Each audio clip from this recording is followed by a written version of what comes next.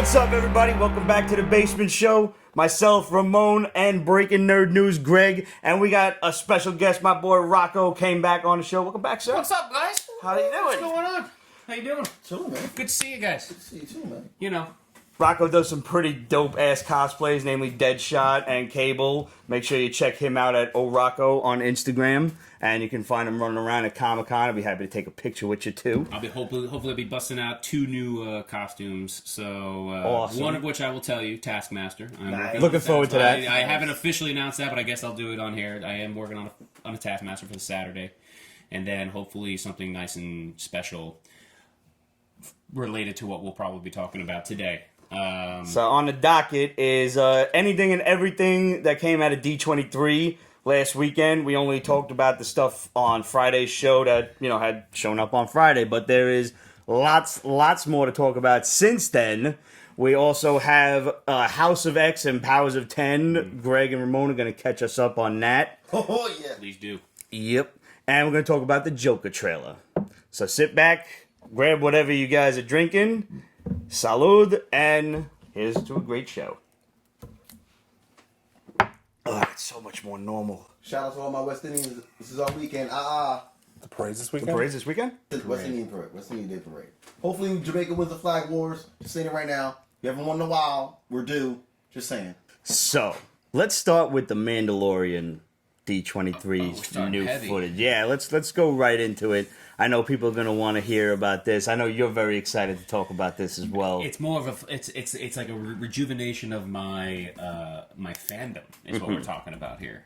We're not talking about an awesome new thing. We're talking about, for Star Wars fans, I think a lot of Star Wars fans have been on like the ropes lately about the faith in the direction that the franchise is going. I mean, the Solo kind of split everyone 50-50. I personally, being a Star Wars fan, love Solo. I enjoyed it. Especially on like multiple viewings. It got better and better and more Okay, I've entertaining seen for it me. once.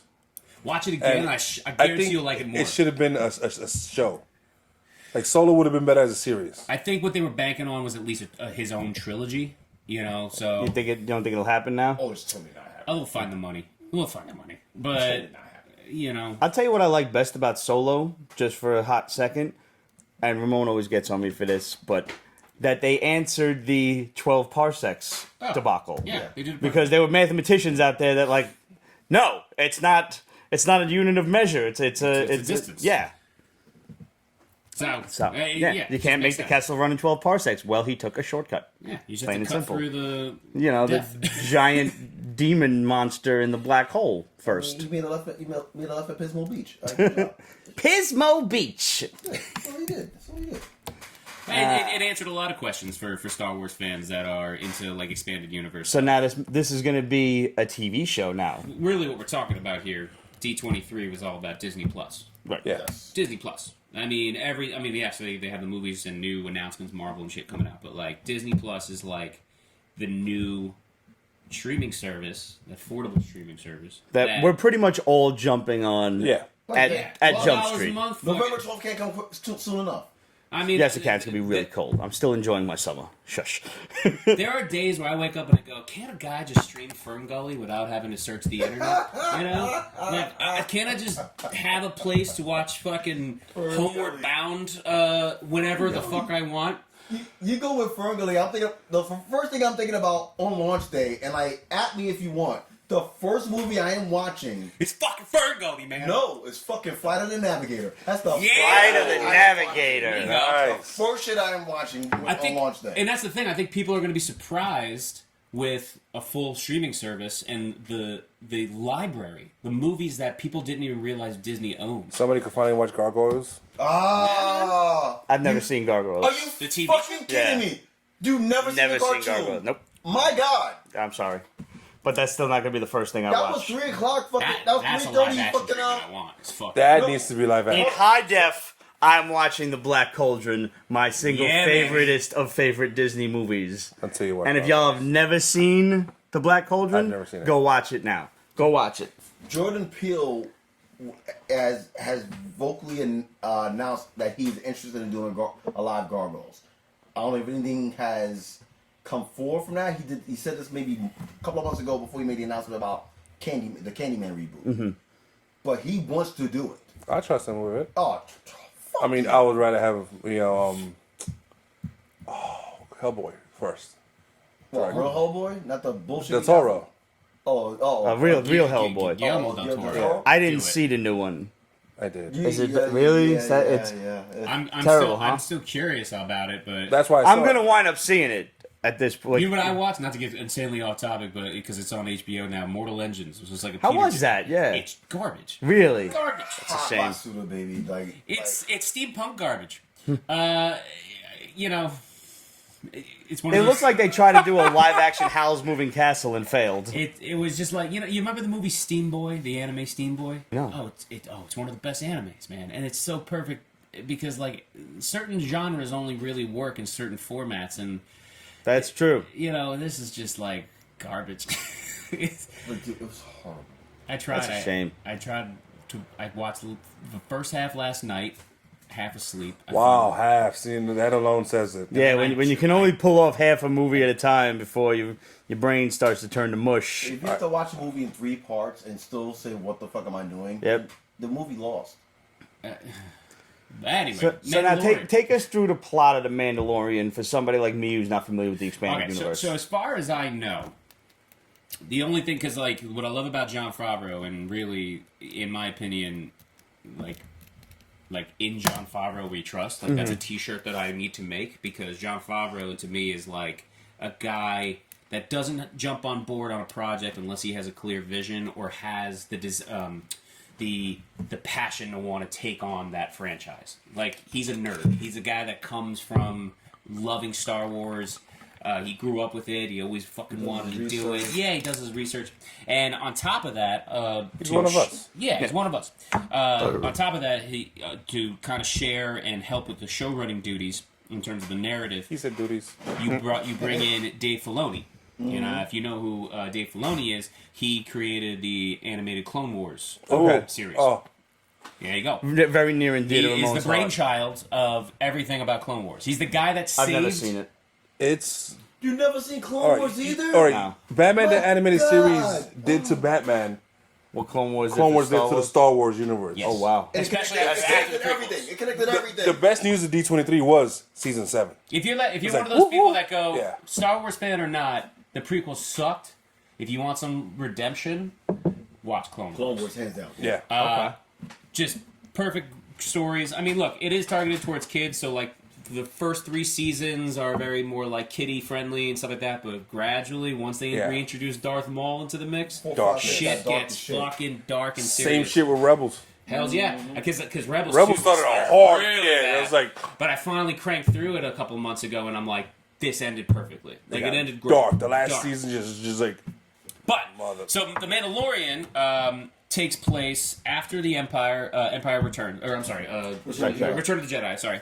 So Empire is gone, or it's crumbling, and there's no order in the galaxy. There's no form of government. The Republic doesn't exist yet. So like, it's a perfect time for bounty hunters and smugglers and pirates to sort of reign free and cause chaos and Makes just sense. bank. That's what I'm getting from the timeline. No, you're right. It's like the Wild Wild West in space. Exactly. And after that trailer, it is a western. And the Favreau and Filoni have even said it, like we're modeling the Mandalorian after like Clint Eastwood's Man with No Name. Nice. He's just wandering the fucking galaxy, just kind of taking on whatever job he can. Why is he in Boba Fett armor? So it's a Mandalorian armor. Not to get too deep into the or the mythos of Mandalorians, but like Boba Fett is not a Mandalorian.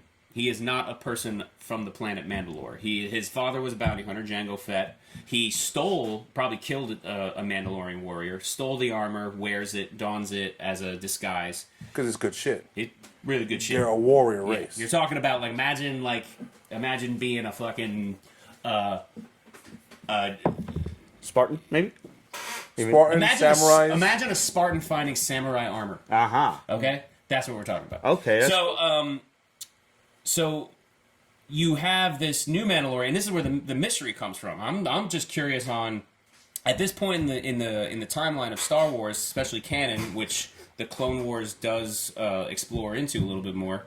It goes into Mandalore. especially since it's set during the Clone Wars. You're going through the government, how they stayed neutral. They didn't want to get involved in the Clone Wars, so there's a lot of drama there, a lot of political drama in the Clone Wars, which I was very surprised with when I first watched it. And but they also are a civilization of strife and civil war. Yep. Because at that time, Mandalore was a pacifist regime. They didn't want to.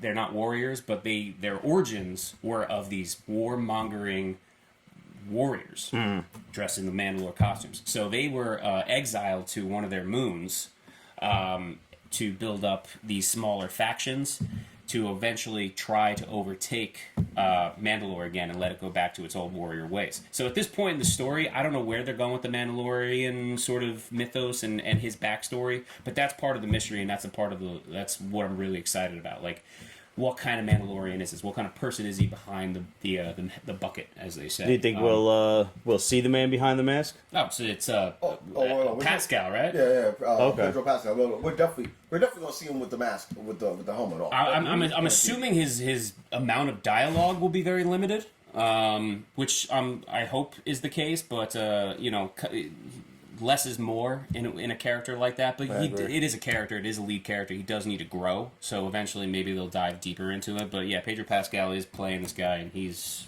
fantastic. I mean, the overall cast alone was like just astounding. Like, you got Pedro Pascal. You have freaking Alan Tudyk doing the voice on there. You have I'm sorry, you have No. I'm sorry, Joaquin Tati. Joaquin Katiti or something. The director of Ragnarok and The also New Zealander. Thank you, Kiwi. Yeah. He's fucking doing the voice. He's an IG unit. Yeah.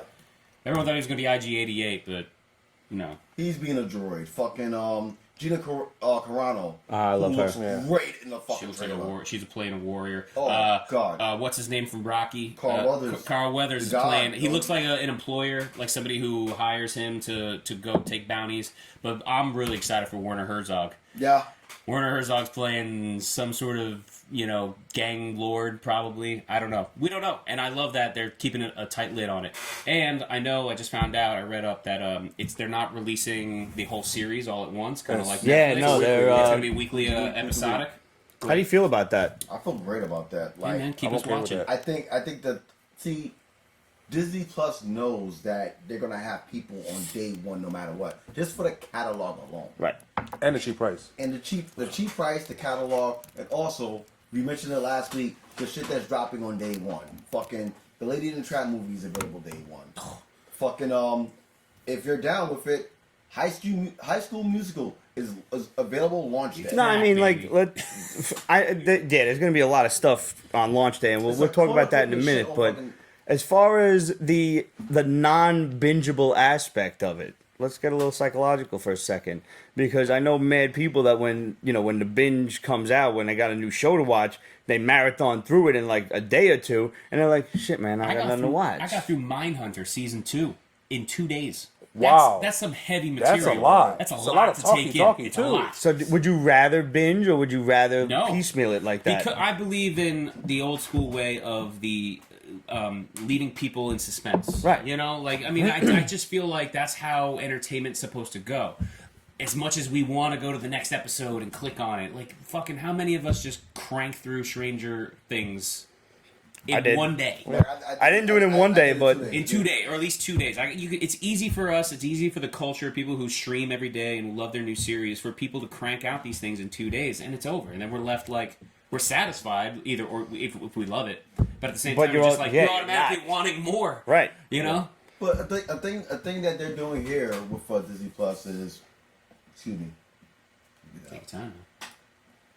the fact that they're doing it weekly. First and foremost, you eliminated a 30-day trial because everyone's going to freaking stay on board. Yeah. True. That's good. I didn't think of that That's at number all. one. The 30-day trial is dead because you know for a fact you're only going to get maybe 3 to 4 episodes of fucking Mandalorian. And you're limiting And that for- with them keeping with you. You're right. With limiting the 30-day trial, they're extending their membership. Whether they bought it for the year, which is I think what $60 base price, $60 and that's price. just with Disney That's Plus. Disney Plus, yes. Now, people are still going to be exploring this because while they're not being able to binge their TV shows, as you said, the library is ridiculously extensive from original Disney cartoons, all of the other, the new Disney cartoons, Marvel movies, all of Fox shows, Marvel TV shows, the entire Simpsons catalog, the entire Fringe catalog, the entire X-Files catalog. That is all owned by Disney. They're basically kicking Netflix and everywhere else in the dick because you're going to be on this app looking and exploring and say, oh, I think I'll watch this. The other day, and I forgot about this shit.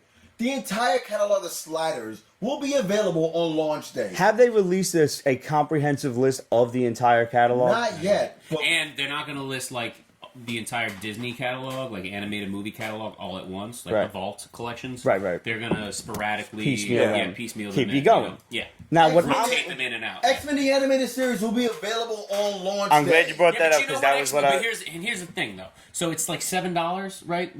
Base price. Okay. There's also other You can package do deals for $12 Hulu, if you add ESPN, Hulu, Spotify. Because right now, I think X-Men the animated series is on Hulu, so it's like, right now, for what I'm paying for, I'm paying for Hulu, I'm paying for Netflix, I'm paying for HBO Go, I'm paying for Amazon Prime. Mm-hmm. Granted, I'm not pissed that I'm paying for all these separate memberships, but almost 90% of the time, like, I can watch or get access to anything I want to watch at any point. Like between all those streaming services. Right. Now, what would you be looking most forward to with Disney Plus? Now, even not knowing if it's going to come out, but what are you hoping New to series. be able to watch? Like I'm all. No, for, let's go. Let's just go nostalgia's sake. Like what some shit that you find on there, like, oh my god, I haven't seen this in 20 years. Like you said, Flight of the Navigator. Yeah, that's like the first thing I'm watching when it launches. Is that movie? What's that movie with the aliens, the little alien guys? Batteries not included? No. Even though that'll probably be on there, and that's very nostalgic. What the hell is it called? Is it the Invader? No, not the Invaders. Wait, there's those little aliens. They're smart talking. Not the brain guys. Not in Attack of Mars Attacks. Not Mars Attacks. I gotta figure out what this movie's called. What about you? I'm gonna go back to it. Gargoyles. All right. Yeah, I'm hoping for one or two things. Okay. Since X-Men is coming and we're probably getting all the Marvel cartoons, I want to watch Spider-Man and His Amazing Friends and the Incredible Hulk. Nice. Wow. That was my two Saturday morning. Not the Incredible Hulk with Lou Ferrigno, the Incredible Hulk cartoon that was on the Marvel block, narrated by Stan Lee. Got to get the Stan Lee narration in there because there was a part available like where they cut out all the Stan Lee narration, and it's just not the same. Greetings, true believers. Yeah. Excelsior. That's where I first heard it. That's where I first heard the man. Or I'm going back to old school Disney cartoons when I thought it was Uncle Scrooge, but it's not. It was like the professor, with the he's got the one little monocle or whatever. And he's got the crazy gray hair. German accent. Yeah, and he was teaching you shit and playing Disney cartoons. Will the critic be on there? Oh wow! Nice. Love it, fucking love it, man. Give me the critic. Funny. If you're getting the Simpsons catalog, you should be getting the critic because that was Fox too. Yeah. So. Yeah. Jesus. Oh wow! Give me the critic, baby. Think about the critic. Good job on you. Good job. So what do we think of this Star Wars 9 footage with Dark Rey? Do you think it's going to be a vision? Do you think she's going full dark side? I think people need to chill the fuck out. Yes. You know what I'm saying? People want ape shit. Yeah, man. It's like It's a great fucking scene. listen. If It is, but I hate conspiracy theorists. I hate people that just start complaining about something. The movie isn't out yet. Chill. So we know. See, I'm fortunate that I'm not as humongous a Star Wars fan as I would be like an MCU fan. It was always Marvel stuff or comic book stuff.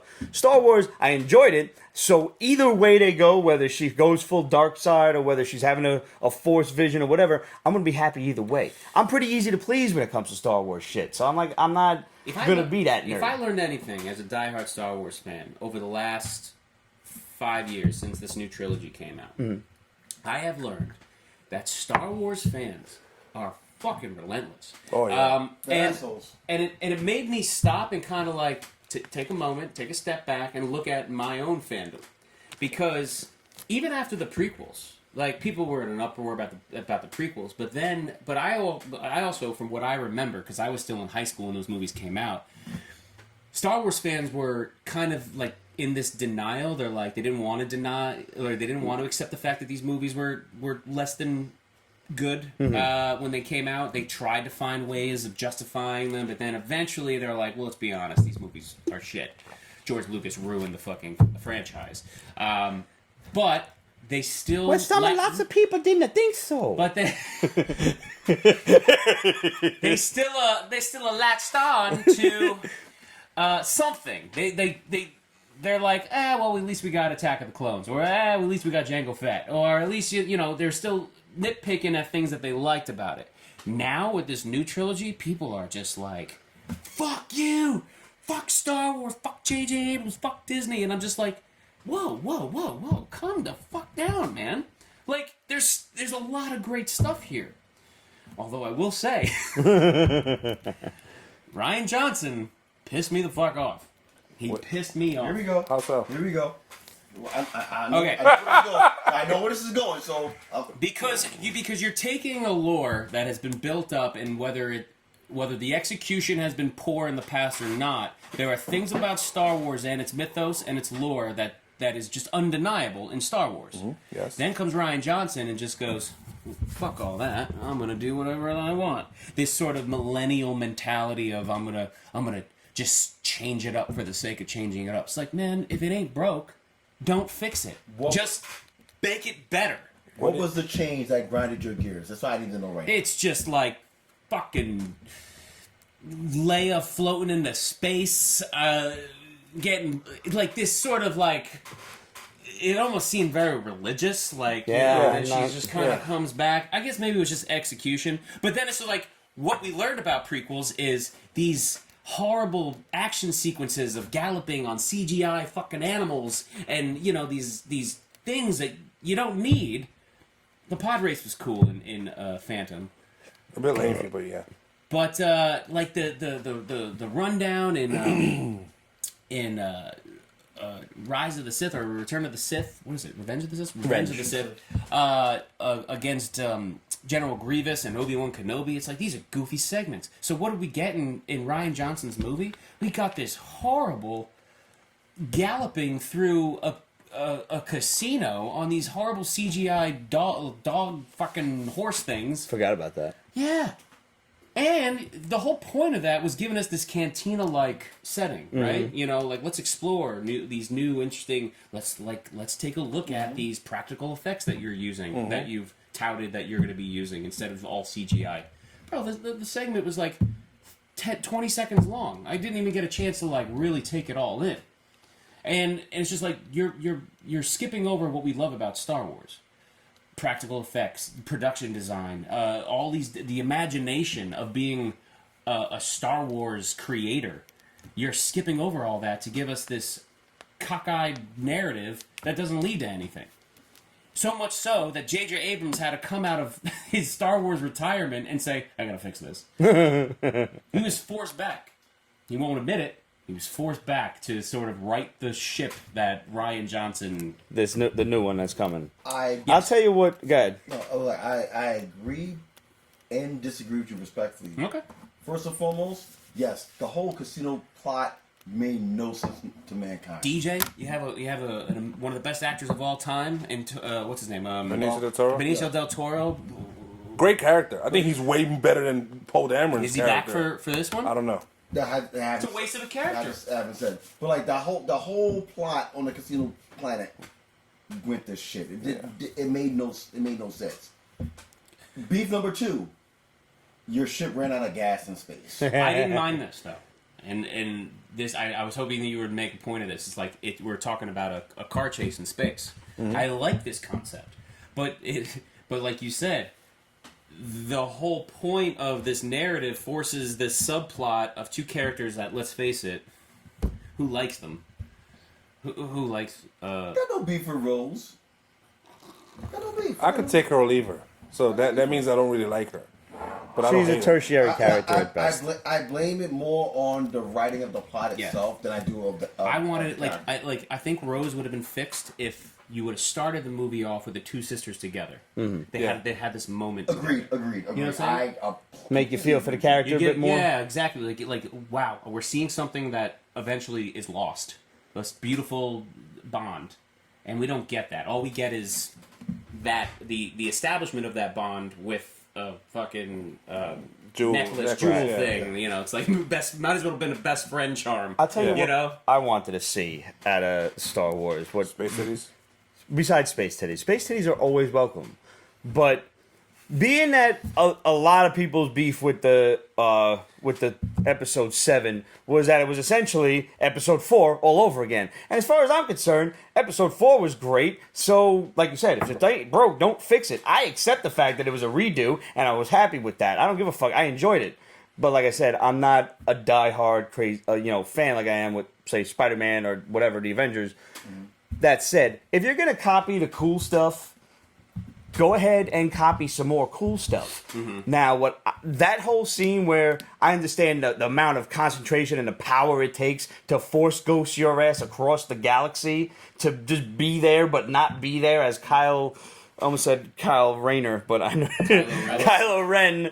Am I the first one to make that mistake? I don't think so. When he's just blasting the shit out of fake Luke with lasers and shit. I would have, even if he would have, even if Luke wouldn't have disappeared or whatever, what I would have liked to see, and I think you could have made me more amenable. I think this. That was funny. That's hilarious. It's not Star Wars to me, though. But you know what? I would have been more amenable to the Force Ghost thing if he would have gone down there and fought him.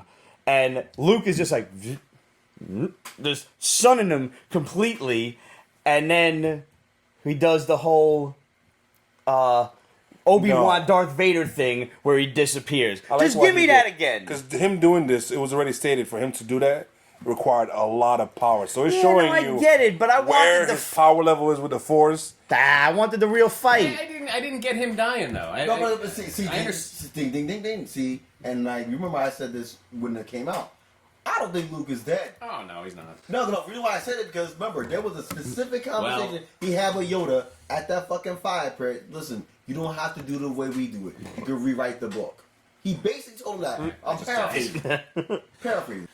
But let me just say that I think the whole thing about Luke dying, the reason why they were killing off Luke was because the initial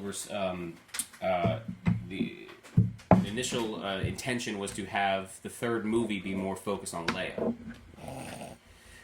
Nobody was expecting our queen, our princess, to fucking pass. God rest in peace, Carrie Fisher. But you're talking about a lot of rewrites and redrafts. Okay, well now if it can't be about Leia, how do we write back in Luke? Right. Not saying that he was never going to be in the third movie. I'm sure he was going to force ghost his way in there somewhere. But I'm sure Luke's character now has to pick up the slack, screen time wise, now that you're just using recycled footage or unused footage of Carrie Fisher. So J.J. Abrams is one to tackle such dilemmas. I think he's a great director, and I think he's a great storyteller.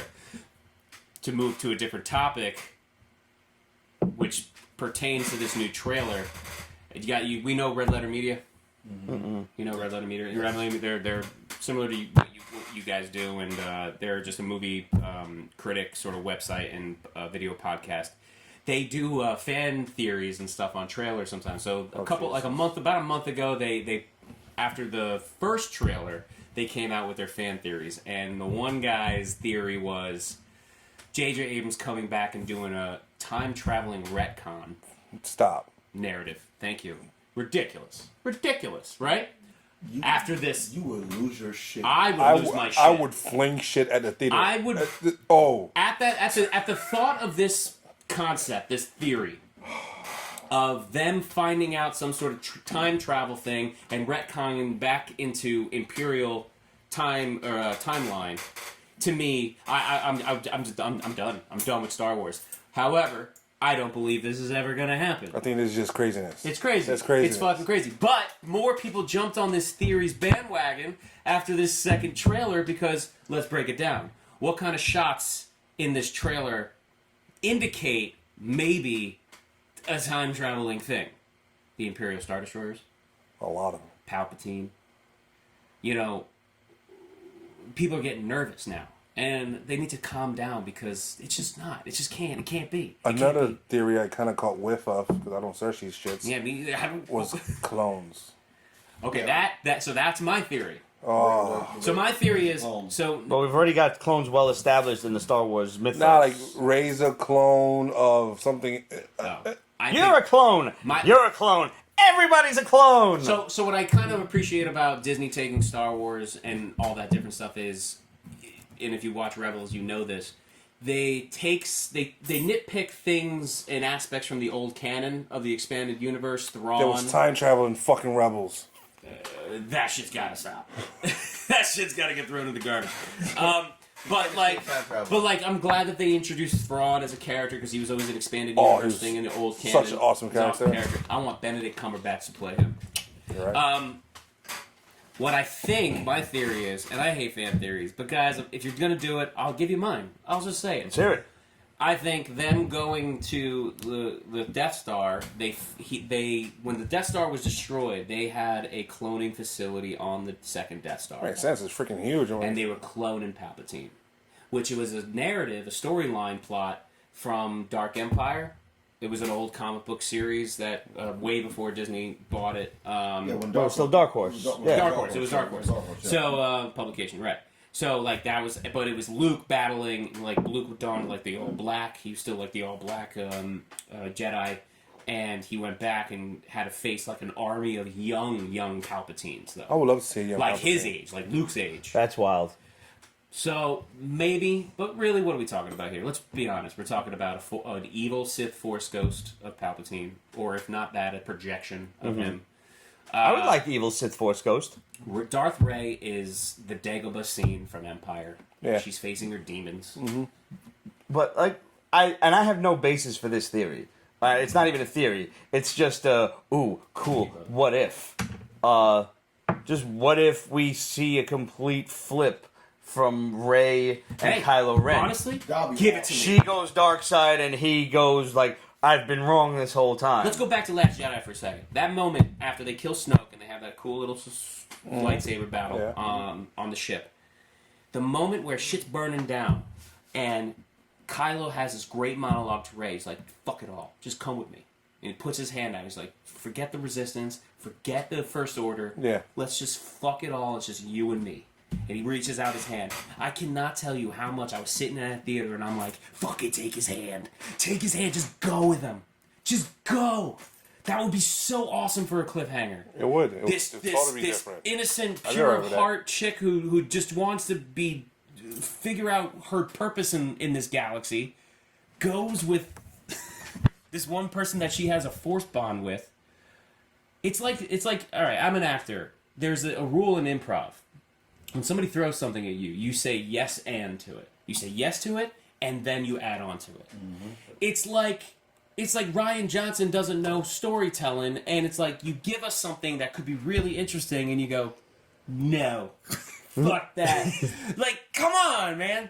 Having said that, I don't know where this third movie's gonna go. You think they're related? No, she's not a Skywalker. She can't be a Skywalker. I had more of a suspicion that she was a Kenobi. I think it would be I cool thought about if she's that a too. Kenobi. Because he had a lot of free time, and Rebels kind of hinted that. And he was always the guy that, Bo-Katan, man. Some Jedi Skeet. Yo, Vegetable Tube says Darth Humperdew. And I know you guys don't know what I mean, but I know exactly what you meant. Whoever watched Preacher, good job. Oh, Humperdew! Preacher's great. It's been a long time. I'm sorry. That was awesome. I read it. I don't remember. Humperdew. It's a blasphemous series, but it's good. What, Preacher? Yeah. It's coming to the end. 3 more episodes left. Really? Already? Yeah. It's on my DVR. I didn't catch up. I wait till the whole season drops on a streaming service and then I just binge it. All right, so before we move on, want to thank Rodney over Down the Hatch. Yeah. We had such a blast last night. I was going to swing by. Don't worry, man. This will not be the last. There's going to be more. Wednesdays is good because I'm off that day. You know, I'm usually in the city either doing a workshop or I'm acting somewhere. And I'm done by next one is 6 going to be the Wednesday before Comic-Con. So... Yeah. He might be doing last minute touches on his costumes. Yeah, I'm gonna be pulling an all-nighter that night, man. I guarantee it. Sounds about right. If you've managed to get everything done, and any of you out there who are in the New York area, or if you're in for Comic-Con and you're staying over, come find us the day before Comic-Con. We'll let you know all the details as the event gets closer. Details coming soon. Nice. But thank you to Rodney, thank you to Dan the Hatch, and thank you to the 40, 50 plus people who came through. Thanks to Tom, Imani Labels, Just Nev, and all the other cats from Imperial World Wrestling who came out. Looking forward to their next show, November 30th. We'll give you all the details on that. I had so much fun. I had way more fun than I ever thought I was going to at their last show.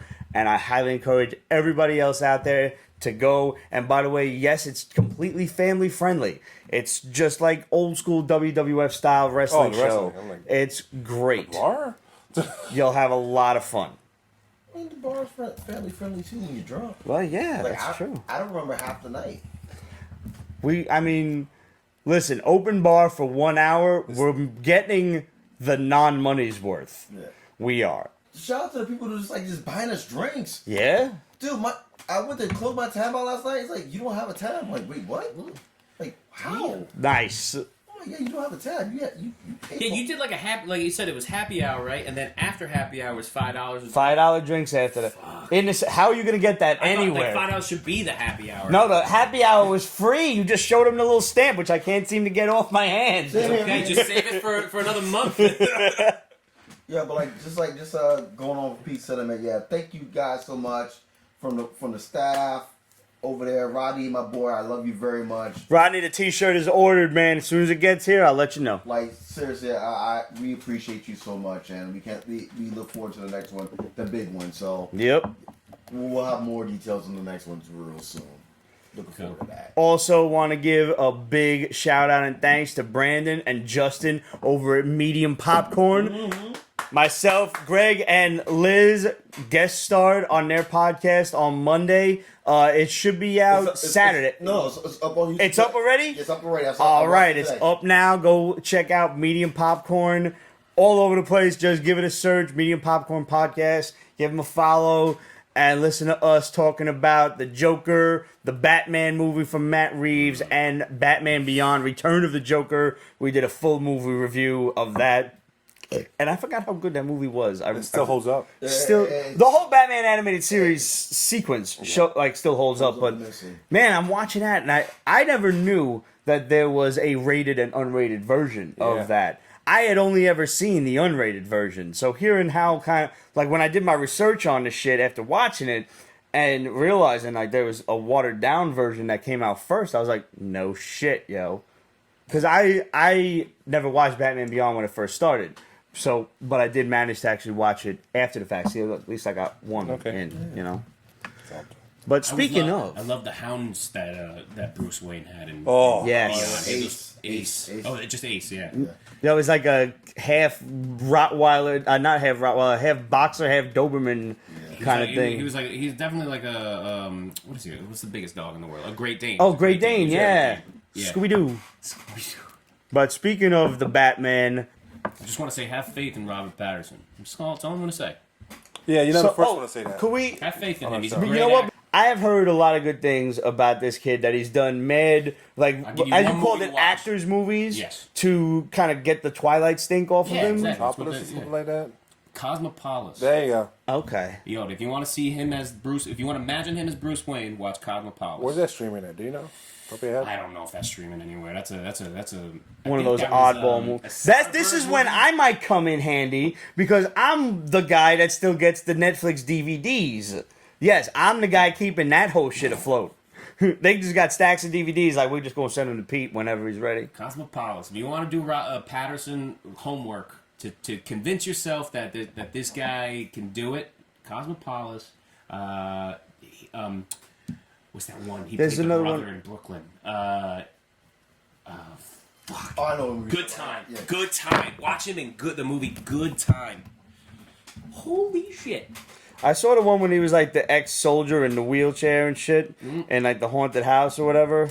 He has come a long way since Vampires. All right. Sparkly vampires. So that was a paycheck. Let man. me mention to the PV crew and all of you guys out there one of the more awesome theories that we discussed on Medium Popcorn. And I don't want to go into it because we went into it a lot on their podcast, but I just want to mention it for you guys as sort of a preview. So make sure you go and check out their episode. Please. But what if, because all the shit that Matt Reeves is dropping and the information that's being given is they're calling Robert Pattinson the Batman. Yeah. They never said he's Bruce Wayne. They're saying that the villains are like a Riddler-esque character or this and that. What if, and this is a stretch, but what if they're secretly doing a Batman Beyond movie and not telling nobody about it? Nah, Robert Pattinson's way too old to play. I think he looks perfect for Terry. Nah, he's way too old. Terry's got to be like high school. What if he's not in high school though? Like what if he? Terry is more of the Terry McGinnis is more of the Peter Parker of Gotham City. Do you think he could go that young? I mean, Pattinson still looks like he's like 20 years old. But he's got that vampire look to him. He's getting up there. He's definitely. I saw a picture of him recently, fucking bulking up though. Really? His arms getting big. Right. He's bulking up.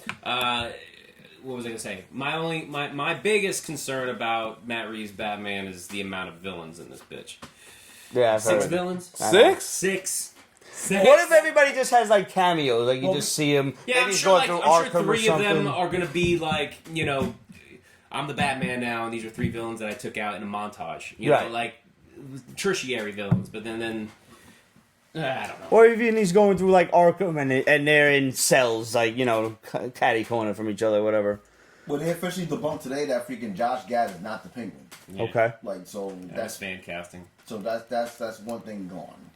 So like I said, we'll wait and see. Like I would love that to happen for the simple fact that Michael Keaton's out of his Marvel contract at the end of the year. Listen, Michael Keaton will play a Batman Beyond Bruce Wayne. Yeah. He will. He has to. When they decide to do Batman Beyond, he is. The fans will not have it any other way. Yeah. They have to listen. Keaton does college graduation commencement speeches and ends it with "I'm Batman." He did it on, I think it was Fallon, when he was like, I'm Batman. I'll never live that down, which he never should. No. So, and we are living. Let's face it, we're living in the age where actors are revisiting their iconic roles. It's happening all over the place. Perfect example, fucking Kristen Rambo. Kristen Bell, fucking Veronica Mars. Yeah, Veronica Mars ain't going anywhere. Awesome it's like we. I have this whole philosophy about originality, and it's dying. It is dying. I agree. But there's hope in there when we get really special original things.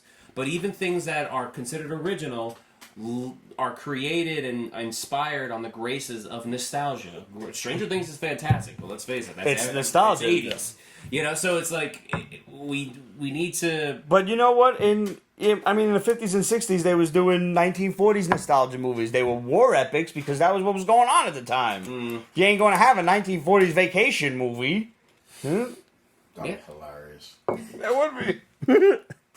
I want to see more pulpy shit, though. I want to see more things like The Rocketeer. Yeah. Like The Rocketeer was like this 1940s pulpy thing. Available launch day on Disney Plus.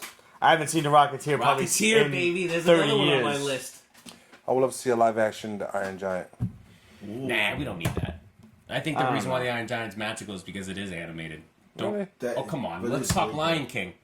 We got a live action okay. Lion King, and But that's, Listen. okay, yeah, okay.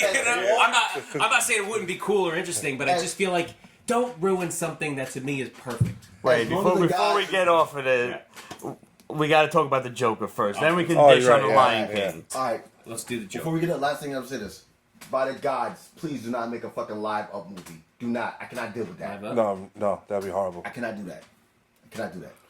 Joker. All right. As far as I'm concerned, and I've said this before on the show, and I'm going to say it again. This movie, I fear, is going to be a complete waste of Joaquin Phoenix as a great actor in a fantastic role as the Joker. That laugh is terrifying. Yeah. There's no one should doubt that. He looks He's scary. perfect as the Joker. He lost 100 pounds for the fucking role. He's one of those actors that just throws himself into the shit. He Christian Bale himself. My problem with this, I don't even care that it's like the director's own fucking take on the thing. I don't care that it's not canon. I don't care about none of that. I'll watch an original movie. I don't give a fuck. Arthur Fleck, is that his name? Yeah. Arthur That's the director? No, that's the that's the character's name. Oh, okay. So it's not Jack Napier this time? No, okay. Oh, Jerome? Jack Napier's a mob boss, a mob guy. That's Jack Napier. My problem is, what we heard originally about the plot of this movie, and the more I'm looking at it, the more it's kind of seeming like it's the case. Yeah, I saw that too. I don't want this movie to be one of those pseudo political, shot for shot kind of things. I don't care where your politics lie. Keep them to your fucking self.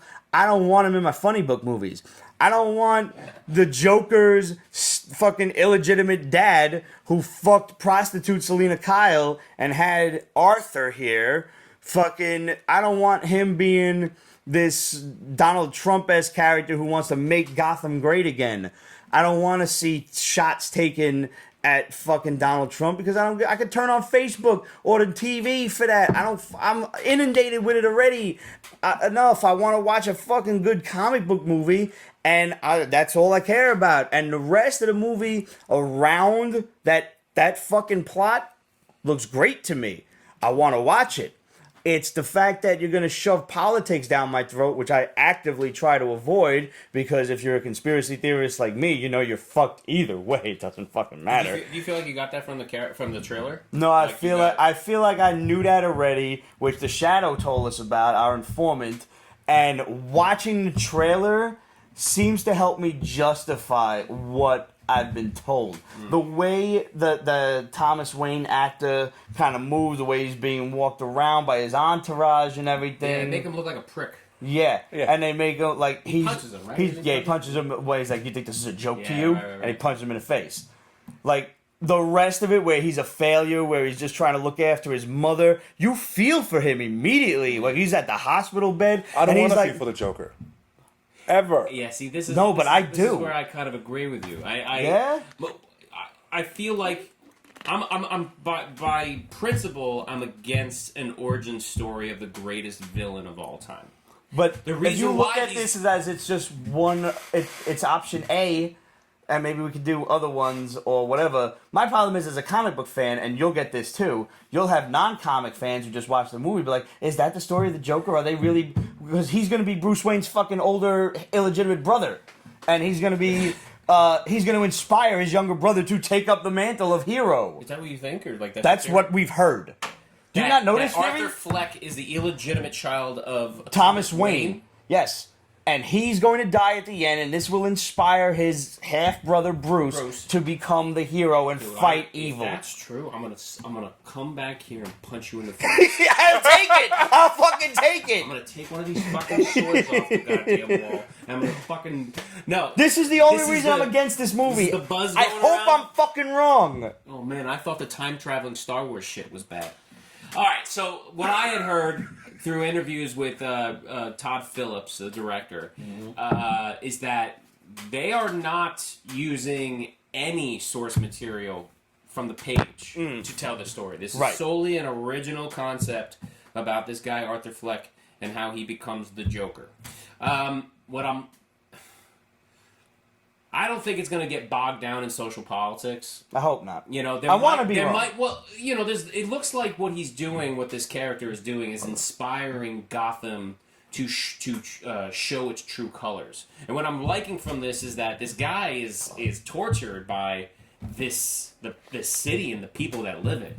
It's like he tries to make a kid laugh, and the mother turns to him and goes, "Stop bothering my kid." It's like, well, fuck you, lady. He was making him laugh. Now, yeah, I don't want to sympathize with the Joker, but I do want to sympathize with a human being who is pushed to his limits, and I think that's the only way you can go about a Joker origin story.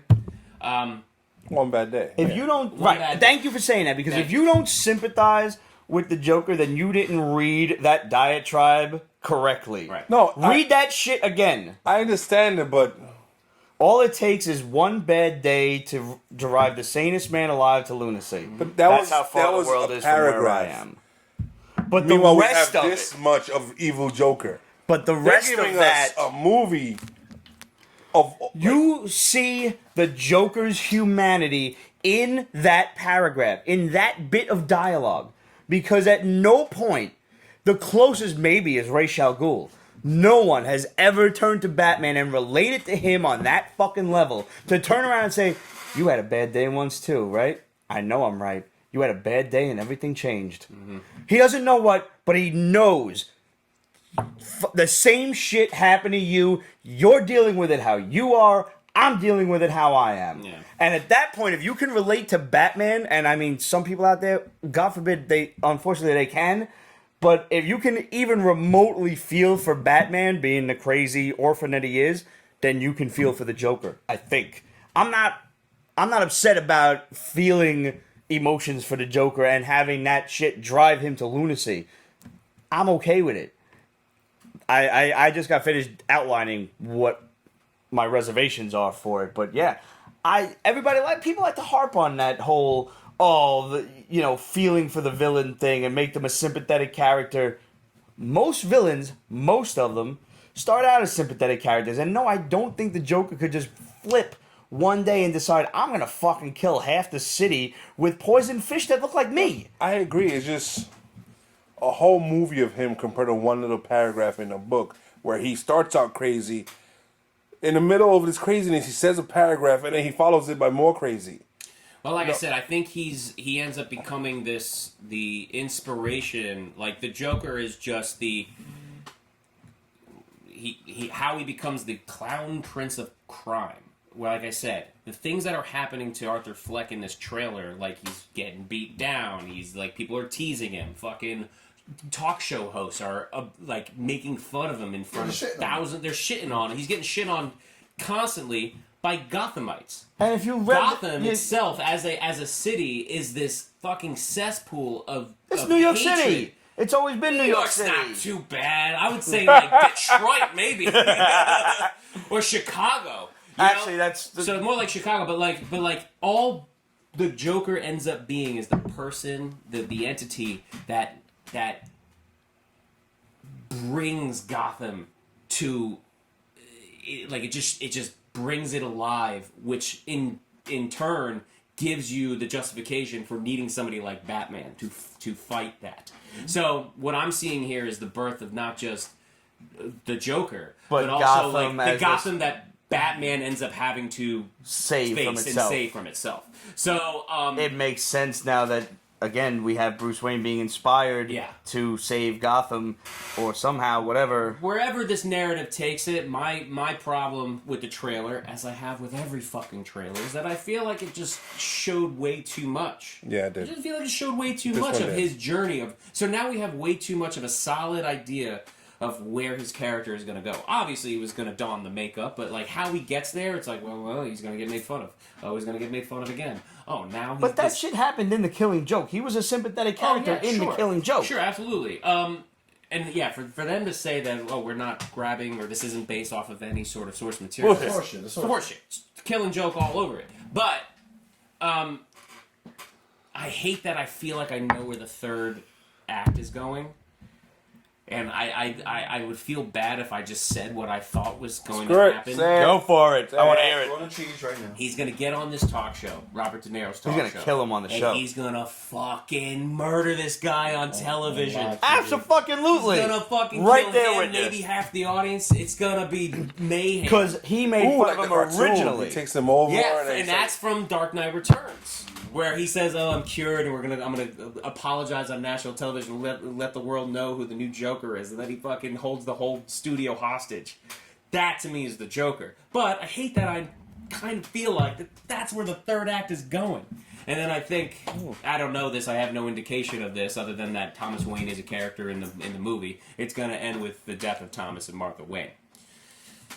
Not by the Joker's hand directly. But inspired by the but anarchy that he inspired created. by one of these fucking dregs that is just like, you see what he did on that TV show?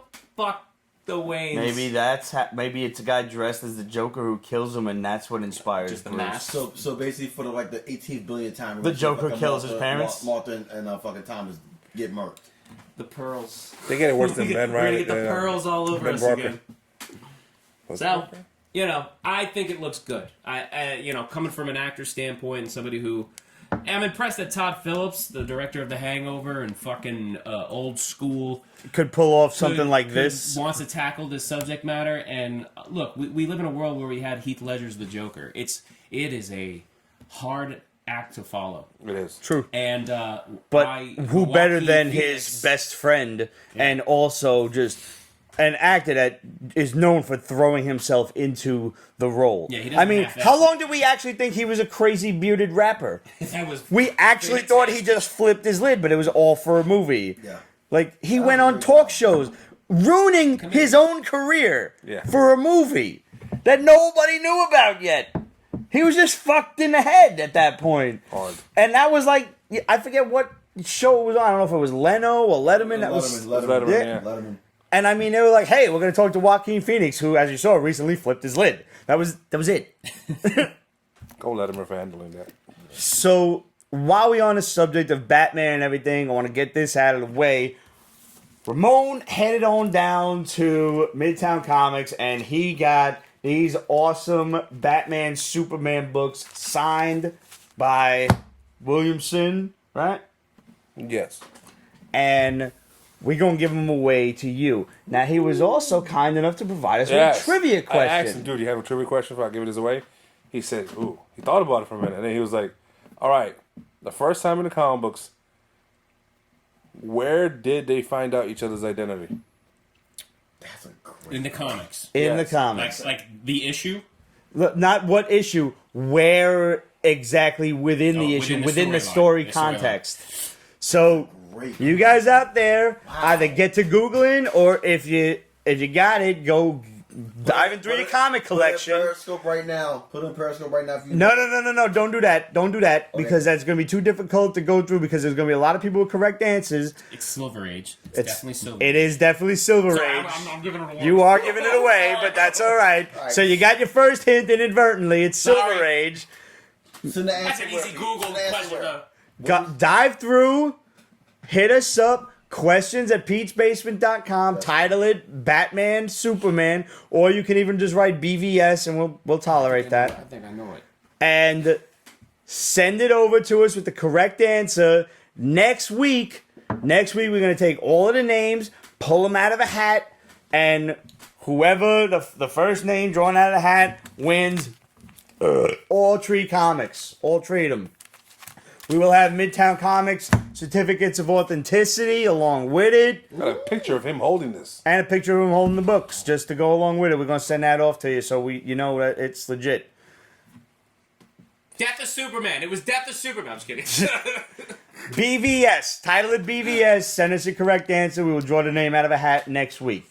And while we're on the subject of giveaways, now, Demetrios hit us with a crazy hard question several weeks ago in the middle of July that we never got an answer to. Absolute Tribe. She got the closest. The question that Demetrios had come up with, but bear in mind we were drunk when we came up with this, was what was the thing that like the Eternals would Voltron into to defeat the Celestials? And Absolute had said the God Killer. That was the closest she could possibly come up with.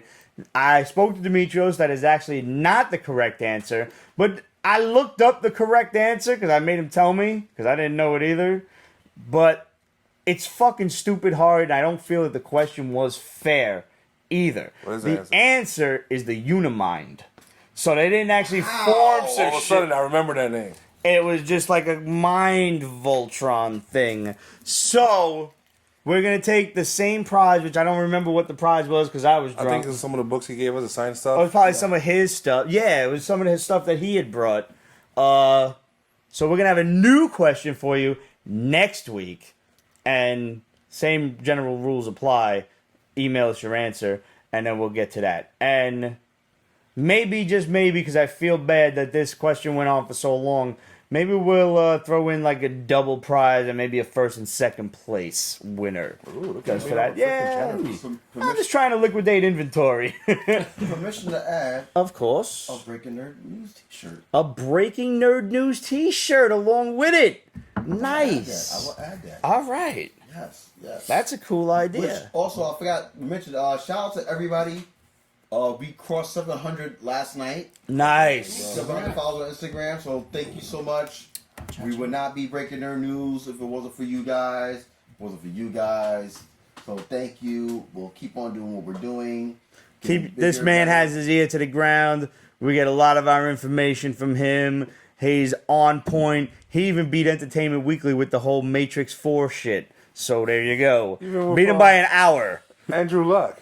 Yeah. Yeah, you was on point with that too. The Andrew Luck one was that's probably the biggest story we broke. Like literally, like Adam Schefter posted it at fucking 9:01, and we did it 9:02. Like literally, I couldn't hit sync quick enough. I'm like, fuck. No Lawrence Fishburne yet, huh? Well, for Matrix? For Matrix 4? No, not yet. And only Lana. For what I'm hearing, you're gonna hate this. It might involve time travel. See, but it's the Matrix, so it isn't really time travel. It's like hitting rewind. Yeah, no, it's just like... Is it though? It is. But don't lie to me. It is. Is fucking Give me another Agent animated. Smith gonna be in the shit? Ugh, He better. I hope not.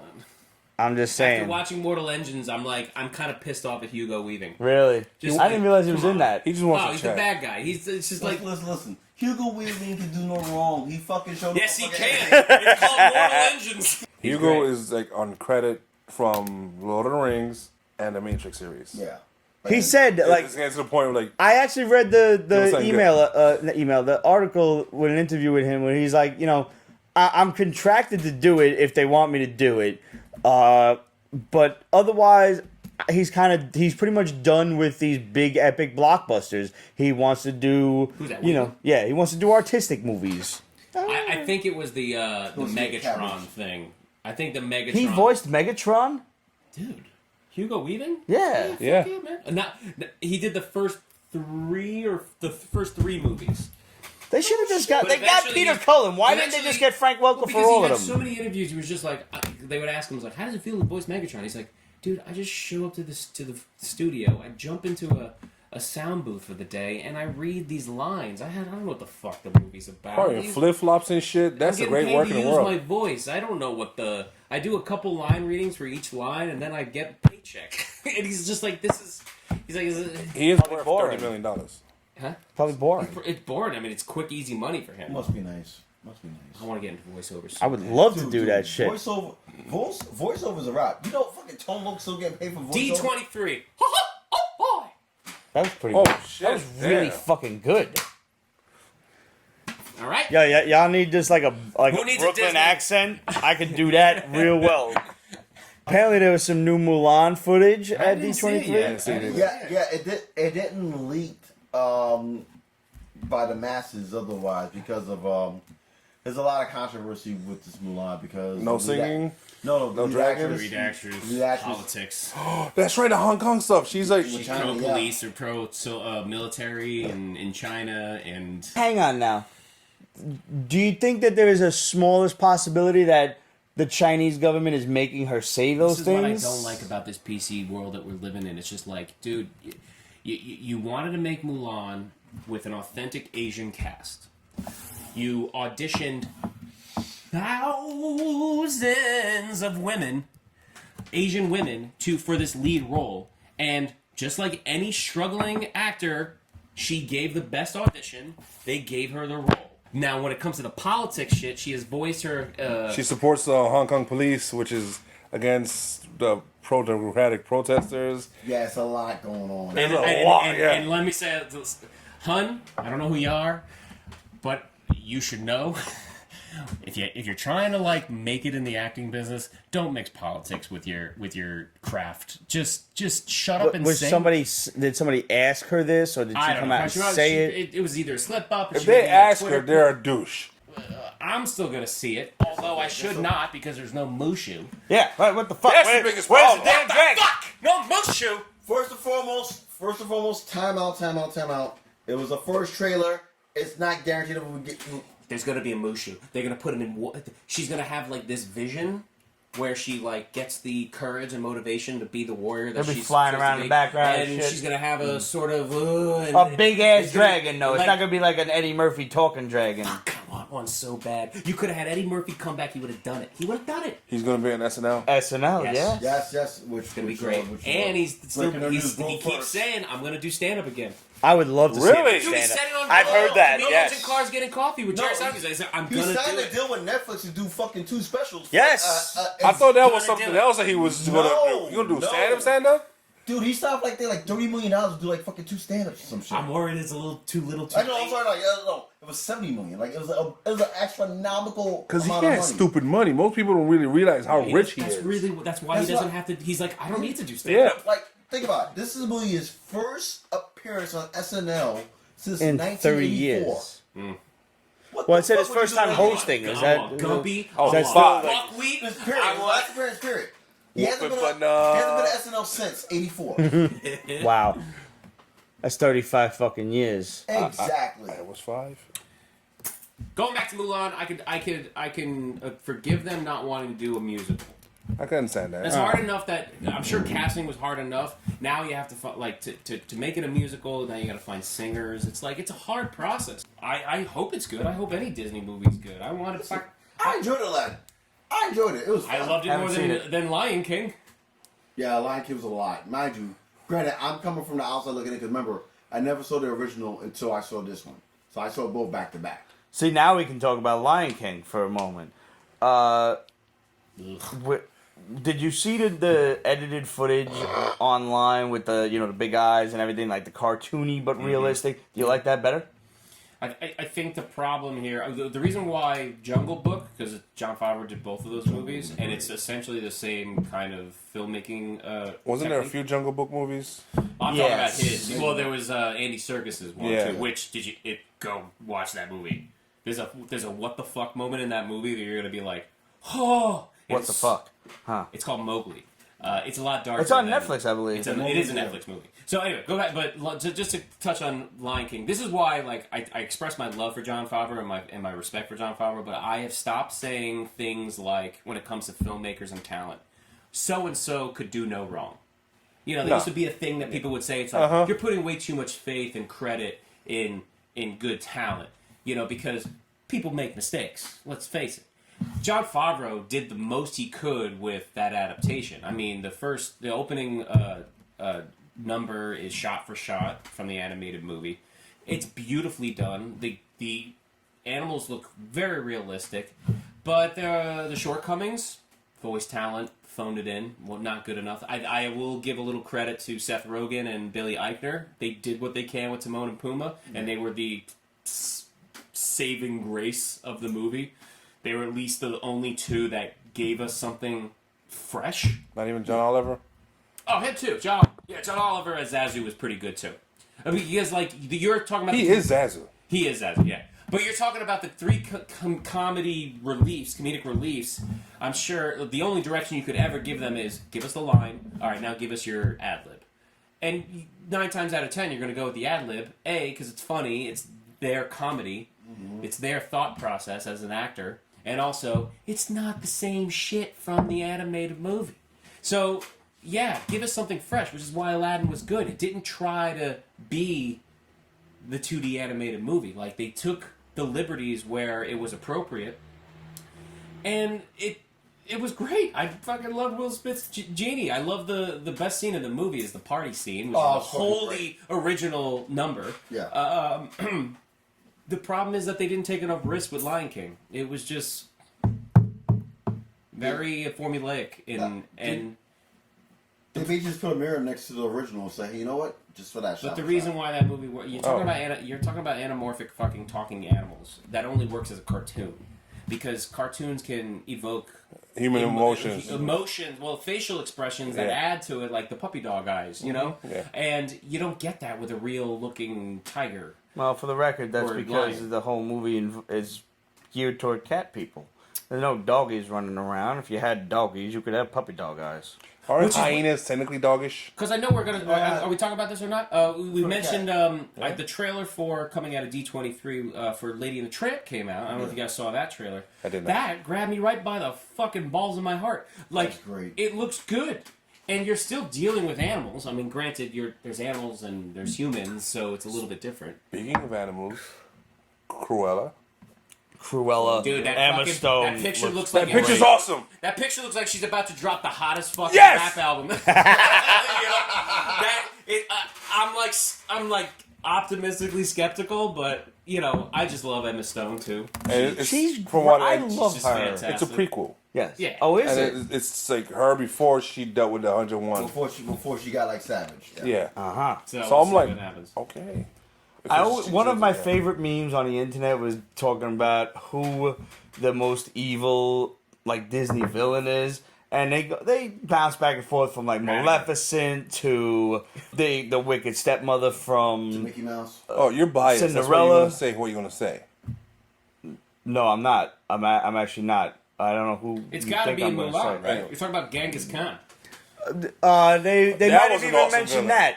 With like Genghis Khan murdered X amount of hundreds of thousands of if you're people. talking the historical, I think he's just named Khan in Mulan. Uh-huh. So it's insinuated that he's Genghis Khan, but they No. never call him Genghis But they Khan. was like doing something who else. is the most evil Disney Disney villain? And you're like, you got Maleficent who curses a baby because she wasn't invited to a party. You got this evil stepmother who never loved her stepdaughter, and people's commenting underneath, and they're like, "Yo, Cruella de Vil literally wanted to make a coat out of puppies. Yeah. What the fuck? Like she wanted to just kill and shoot. Who did you think I meant?" I know you're gonna say Cruella because you're biased when it comes to puppies. Yeah, You're a dog I lover. thought you meant. I thought you thought like somebody else because Maleficent. Maleficent. She didn't get invited to a party, so she cursed people, and it was a baby. That's the most evil thing. That's pretty fucked up. I once made a Maybe T-shirt he's that petty. said "I punt babies." Maybe it's because what's her name sort of did her own movie, and you build sympathy. What, towards her. Angelina? That was Angelina Jolie. No, I'm just gonna share off the cartoon. See, now that is a character that I don't need sympathy for. I don't care, but Joker, I'll bite. Maleficent, I don't need. But that's not to take anything away. Angelina played a great role. I enjoyed the shit out of Maleficent. I haven't seen part two. I'm looking forward to seeing Maleficent. there's a fan theory on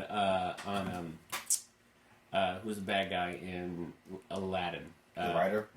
Oh, Jafar. Jafar. How Jafar is actually there's a fan theory on how Jafar is actually the hero of the story. Really? Yeah. I Oh don't wait, know. it was because he wanted to wrest the government from the Yeah. clutches of like an inept Like the king and Sultan everything. isn't technically A moron. No, the Sultan's technically like A dictator. a dictator, and how he's just trying to overthrow his dictatorship. I've seen that, and I think it played right after it He's a explained. They Trump. explained how what's his name? Johnny is the real Karate Kid, and Daniel is the bad guy. Yep. Well, because if you take that the Karate Kid and rip it apart and just take sound bites of Danny-san, he's a little prick. Yeah. He's a fucking prick throughout that entire Well, movie. he's from New Jersey He's a little originally. bitch. Let's remember that. There you go. Which is why that series keeps getting I've heard nothing but good things. I haven't watched it yet. Cobra it's Kai, greenlit for more seasons because like season 3 is on its Cobra Kai. way. I love it. I'm looking forward to seeing it. I had the privilege of meeting Ralph Macchio. I really like to He's a meet cool guy. Johnny, even though one of my good friends looks exactly like him. It's really disturbing. So Mulan, I'm gonna watch it. I guarantee you it's gonna win the Academy Award for like best costume design, Okay. production design, I things don't like know, that. Cinematic battle, maybe? That's coming out. I don't know. Here's the thing. It took me like 4 or 5 tries to get through the original animated movie.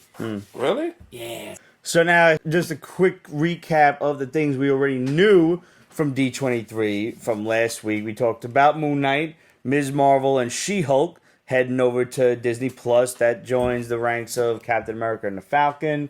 The Winter Soldier and the Bucky and the Falcon, whatever the fuck it's Falcon called. and the Winter Soldier. That's what I said, yeah. Falcon and the Winter Soldier. And WandaVision. WandaVision. Which God knows what that's about.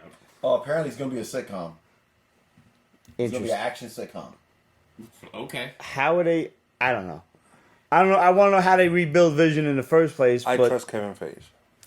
I think it's this whole. It's going to start off with just Wanda preserving, because she's Scarlet Witch, preserving the Vision of the Vision. the vision of the Vision in her own sort of thing, and she But like, she's reality altering. You think she's the one making the she's-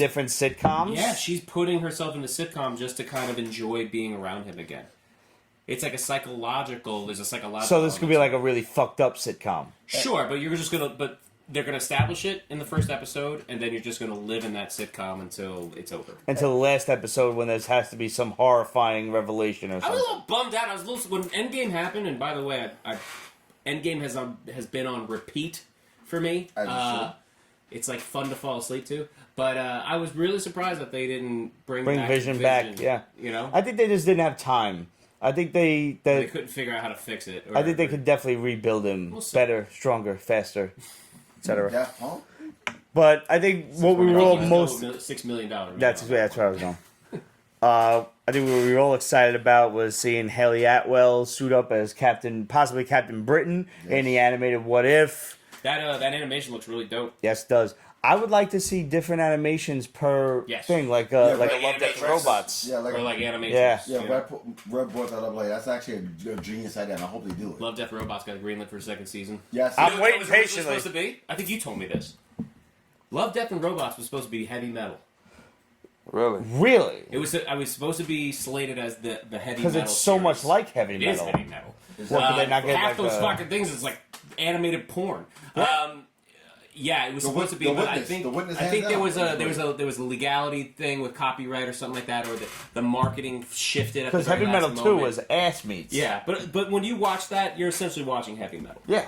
If you guys have never seen the original Heavy Metal, you're missing you out. need to. Yeah. Oh god. Rent that shit, get it, just I buy think it. it's on Hulu. I think it's on Hulu. Yeah. I actually think like Rotoscope animation, super I awesome. recently scored a heavy metal #1 issue. Number Nice. Yeah, I got for like Wow. $80. That's actually That's a great- keeper. It's a great buy. I know it came out in like late '70s, like '78 or something. Like And for the record, after you're done watching Heavy Metal, Same year. go watch Fire and Ice.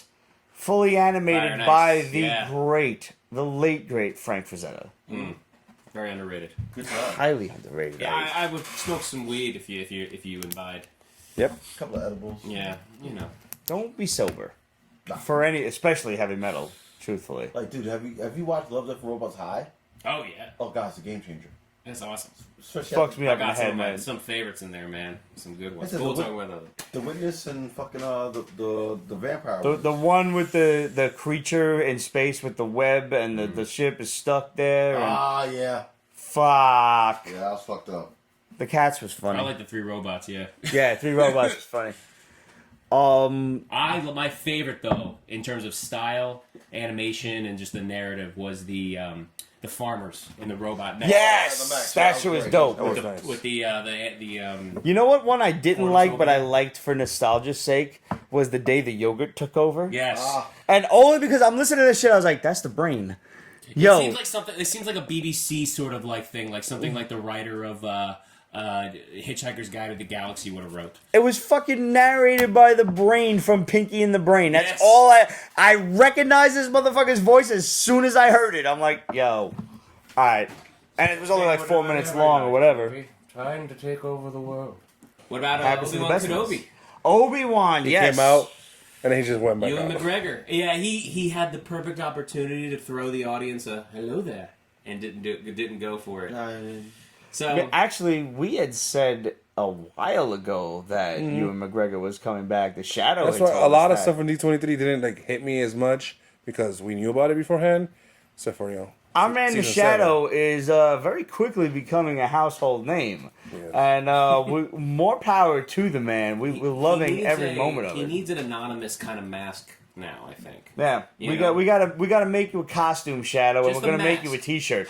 We're gonna I'll see make if you we a can. mask. I got a couple deep down in my prop pits somewhere. I would I'll love give to you see one. that. Yes. Listen, the day that fucking Shadow and Skeets are in the same place at the same time, dropping the same fucking bombs, awesome. When you later find out that they're the exact same person, that's when fucking That life will really fuck explodes. my head up so much. Yeah, I don't even know, but imagine that. God, I hope We'll not. cloak you in a dark room. It's just the mask is lit, and we'll mask your voice. It'd be great. And you just drop the biggest movie news bombs on all of us. No spoilers. So, all right, you guys catch us up on House of X, Powers of 10. I'm behind, so you're Yeah, This I is the just halfway point. spoil it. We're throwing the cheese down already. just lay it all out for me right now. Just spoil it. There's a lot. You can't just lay it all out. I mean, Give me the night before. Here's the, where the we day left of off. The exam. All right, we left off with Moira McTaggart is a mutant. Right. Her power is she keeps on coming back when she Big dies. Groundhog Day. She- But she yeah. lives her whole life over again. And she remembers it all, though. So, like, if she lived 90 years old and she was a nuclear physicist as a baby, she still has those memories and all those skills. Every life that she lives. Every single life. So, the last one, Myra X, which is like, I'm like, oh my God, really? They went there? Yeah. She lived way into the future because she was apocalypsed. Right. And Apocalypse, with a few of the X-Men, broke into Nimrod's safe hold to get the story of Nimrod and how he became. They downloaded it into her, and then Wolverine killed her. So that way, Wait, She Nimrod goes being back. like the ultimate sentinel from Bishop's time Yeah. yes. was downloaded into Moira McTaggart as Apocalypse. Not, His whole backstory. yeah, the His story. origin. How he So- became So Nimrod. why would she be? Who became Nimrod? I thought Nimrod was just No, built. Nimrod's still Nimrod. He's there. But now with the origin of where he came from and It's in the when, past. they sent her back with it, because we're killing her, with all that knowledge. Wait, but did they know they were sending her back with it? Yeah. Yes. Oh, so they did it on purpose. Yeah, intentionally stick it into it, and she's like, "Go ahead, kill me. It's what you're good at." And they say, "No, Snake, he guts her." So this wasn't like she wasn't trying to take over the world. Like they're sending her back with the purpose Which of. version of Wolverine is this? Is it like an old man Logan Wolverine or? I don't know, Because because Grizzly Wolverine is in his old school brown uniform. Yeah. Okay. They're sending her back to fix shit somehow with Nimrod. no, to prevent Nimrod. By knowing where Nimrod pops Where up, to and how, look for. stop him. Yes. Uh-huh. They broke down there's regular Sentinels. Obviously, up here is Nimrod. Regular Sentinels, Master Molds, which produces a lot of Sentinels. Mother Molds, which produces Master Master Molds, which produces Sentinels. And then a Mega Sentinel that they broke down too, which was like fucking awesome. Omega Sentinels is just a human that's been infected with nanotech. That Right, makes I remember that. That came out in She pretty X-Force, badass, I and she think. was an X-Men for a while too. Yeah. So it was a little touchy when they had But demon shots, Nimrod is like a Super Sentinel T-1000 type of shit. he makes a T-1000 look like a can opener. like a freaking Fiat. Like, Yeah. I want to know in like American culture slang when the term Nimrod became synonymous with a moron, because Nimrod Yeah. is a legendary warrior from mythology, and that's how the character this crazy ass Sentinel got its I can name tell in you, the I first can tell you place. when and how. I would love to hear this. White people in the 80s. Fair enough. Yeah, that's true. I'll agree. America will dumb shit down. But no, this comic book, Nimrod is just uber powerful. He's a dick. He is a dick. He just doesn't care about humans. He's like, whatever, we're going to kill them all anyways. In the far future, it's not even about mutants versus humans. It's just, all dying. It's just machines. So it's Terminator, Kind of, yeah. because as they said in the X-Men animated series, mutants are humans, and then Trask was like, no. Yeah, he lost his mind after that. Since she's had a few lives, one of those lives, she went killing every single Trask. It was just straight up gangster. Like she's killing. Born Identity style. So she does. She kills Trask to prevent the production of Sentinels. Yeah, but it's It going to never happen. works. Somebody does it. Somebody else does. Yeah, it. she tried the Xavier approach. She tried Magneto's approach. She tried Apocalypse approach. Technically, she tried the cable approach. So the power of 10 is in reference to this is the 10th version of her going back after she finds out about Nimrod. That could be it. We don't know yet because No. Hickman's evil. Or No, is it the 10? no, Or it's- is she it's going the- through it's the- 10 it's the different year. styles of how to beat? How to win. You're talking. You went through Apocalypse. You went through Xavier, Magneto, etc. Could she be going through 10 different, inspirations? Technically, this is the 11th one that's going to be reborn right now. Oh, so Is this a mutant power that Yeah. she has? Yes. Yeah. So no matter what, even if she is able to prevent the apocalypse from happening, she prevents Sentinels from ever being born, she saves all mutants.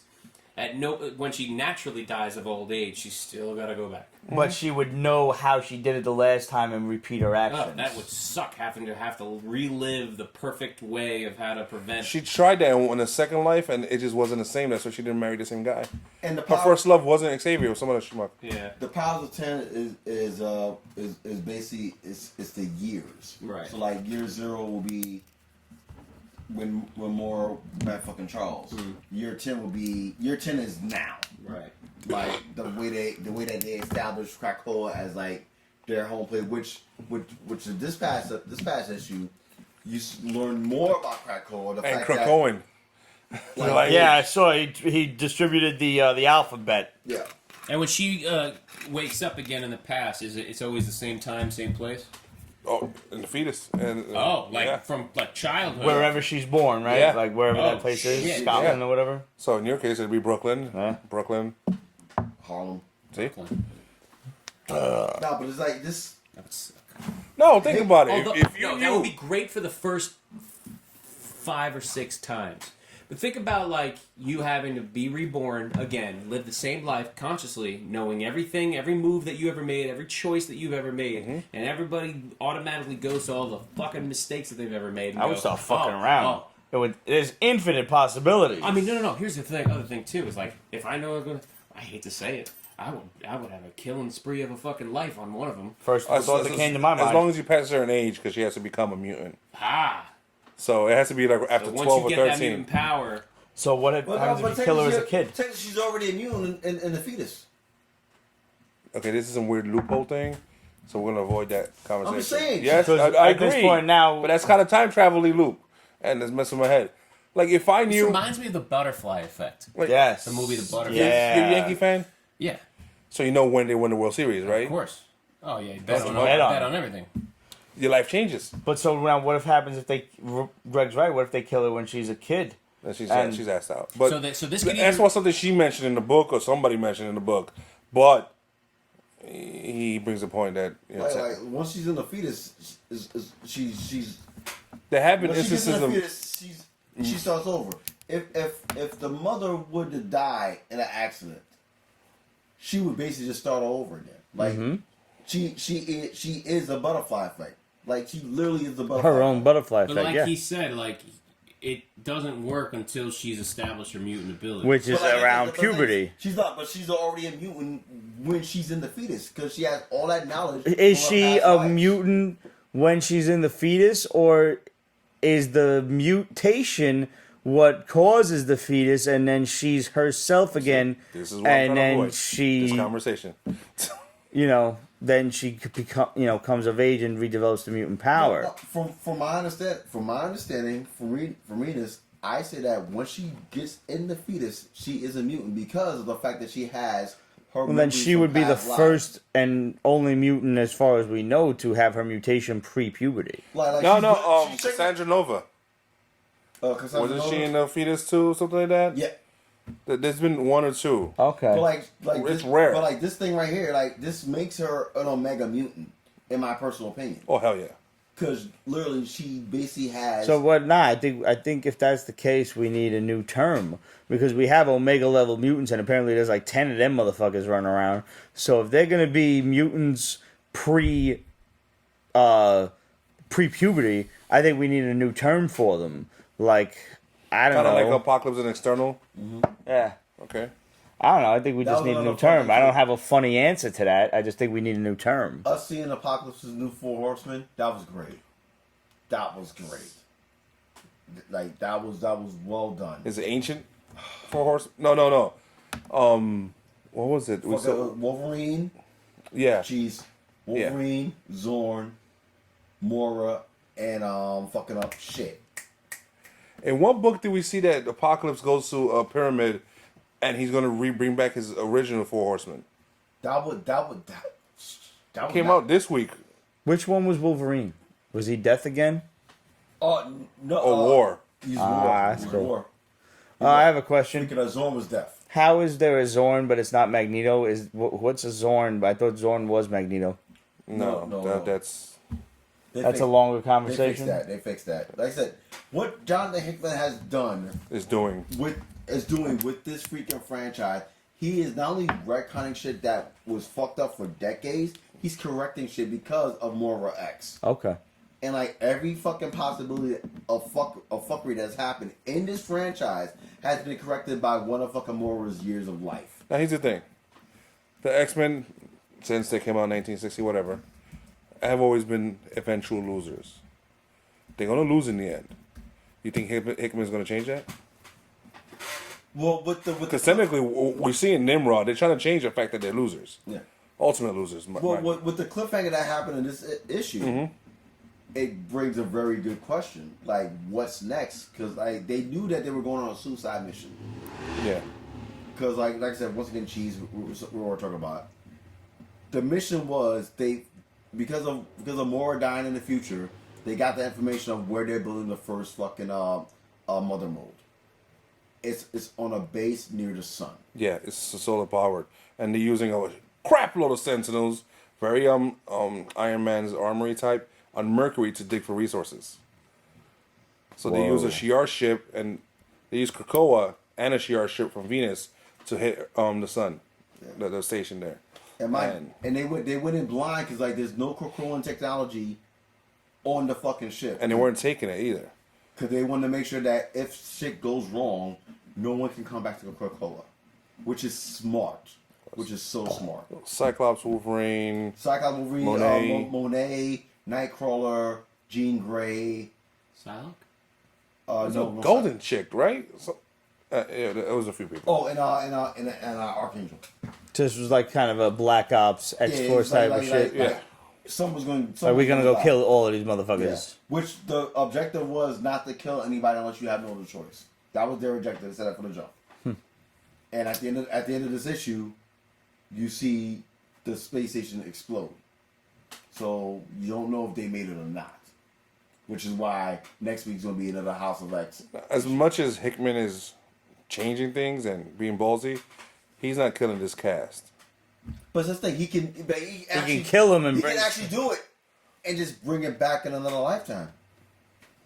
So would you recommend this series? Like this sounds like one of the first series that we.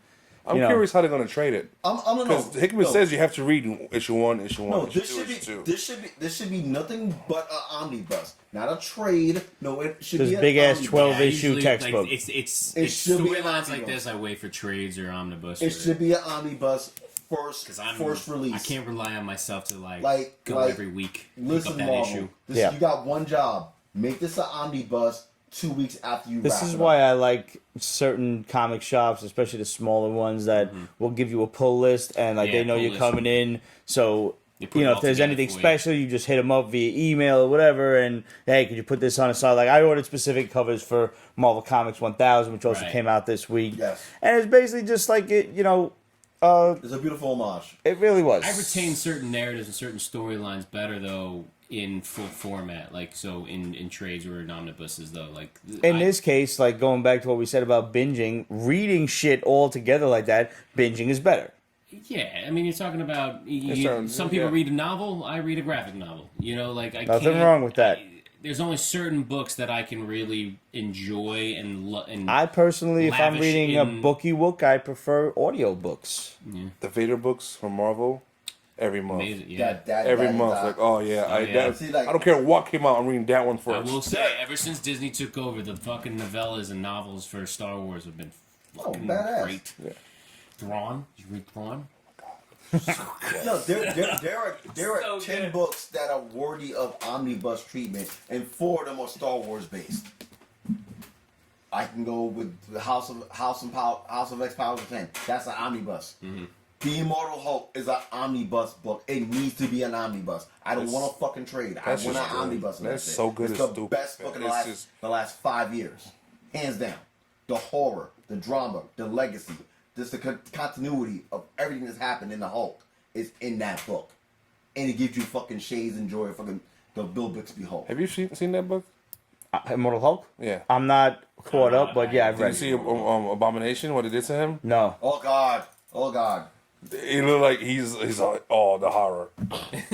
The current run of Captain America by Tanahashi Coates. This is probably one of the best stories that I've read since fucking Brubaker and the assassination. Okay. The espionage. That's big. The espionage in this book alone is fucking awesome. The establishment of the Daughters of Liberty, led by fucking Sharon Carter, and I keep on talking about this on the show live. It's so good.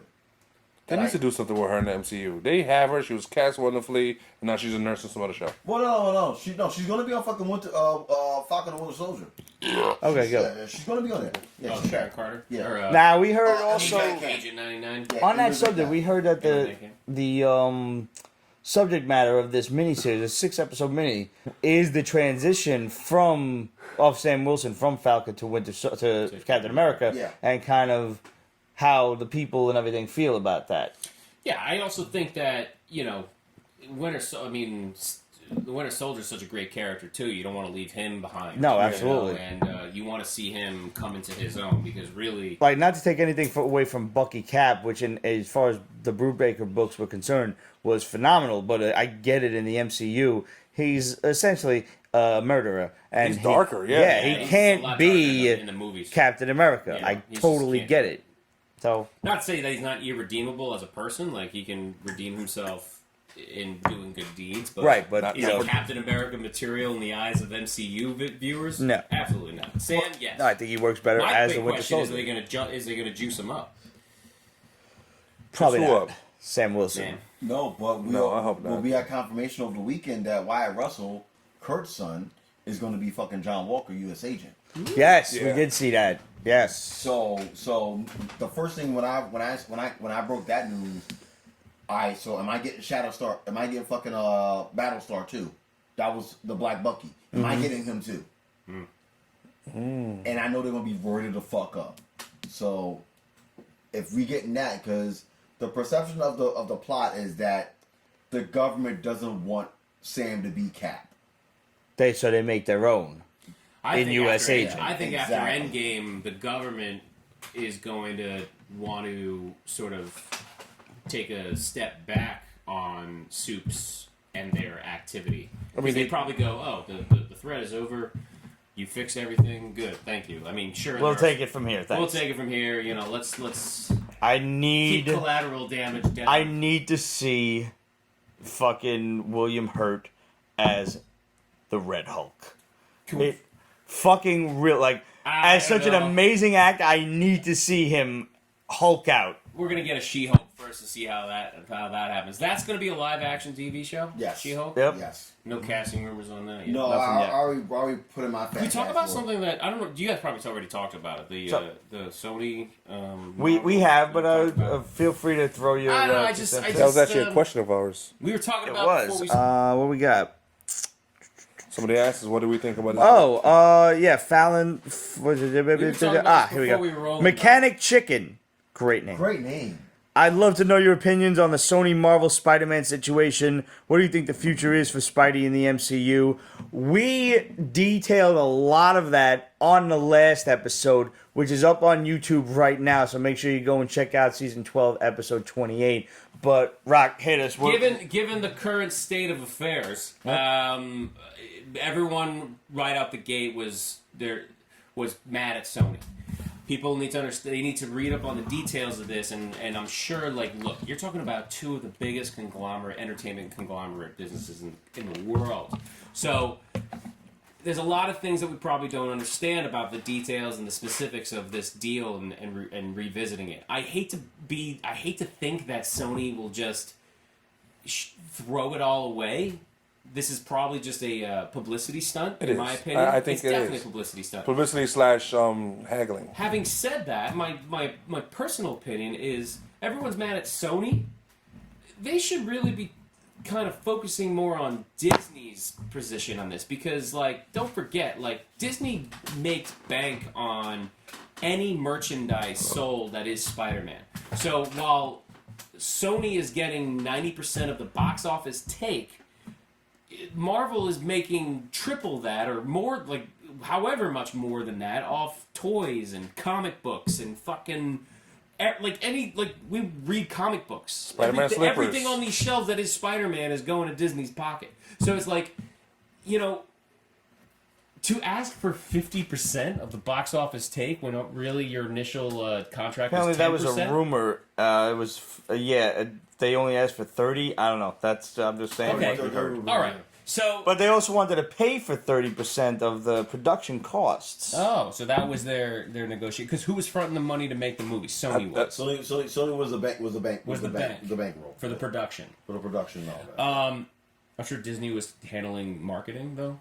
Disney was Disney was in charge of Being that- creative control and just like just making a foundation for it to be. I think people need to just sit back, see how this plays out, but be optimistic. I really feel bad for Tom Holland. I mean, I just feel like the kid's doing great, and he's still got 2 movies under his contract left before he has Option for options. 2. He's He's not options. contracted So he's to not it. contract. So he's No, done. he could walk away. No. Remember. So like when we was on, But he's doing Uncharted. He's contracted to that. when we was on Medium Popcorn, we spoke about the same thing too.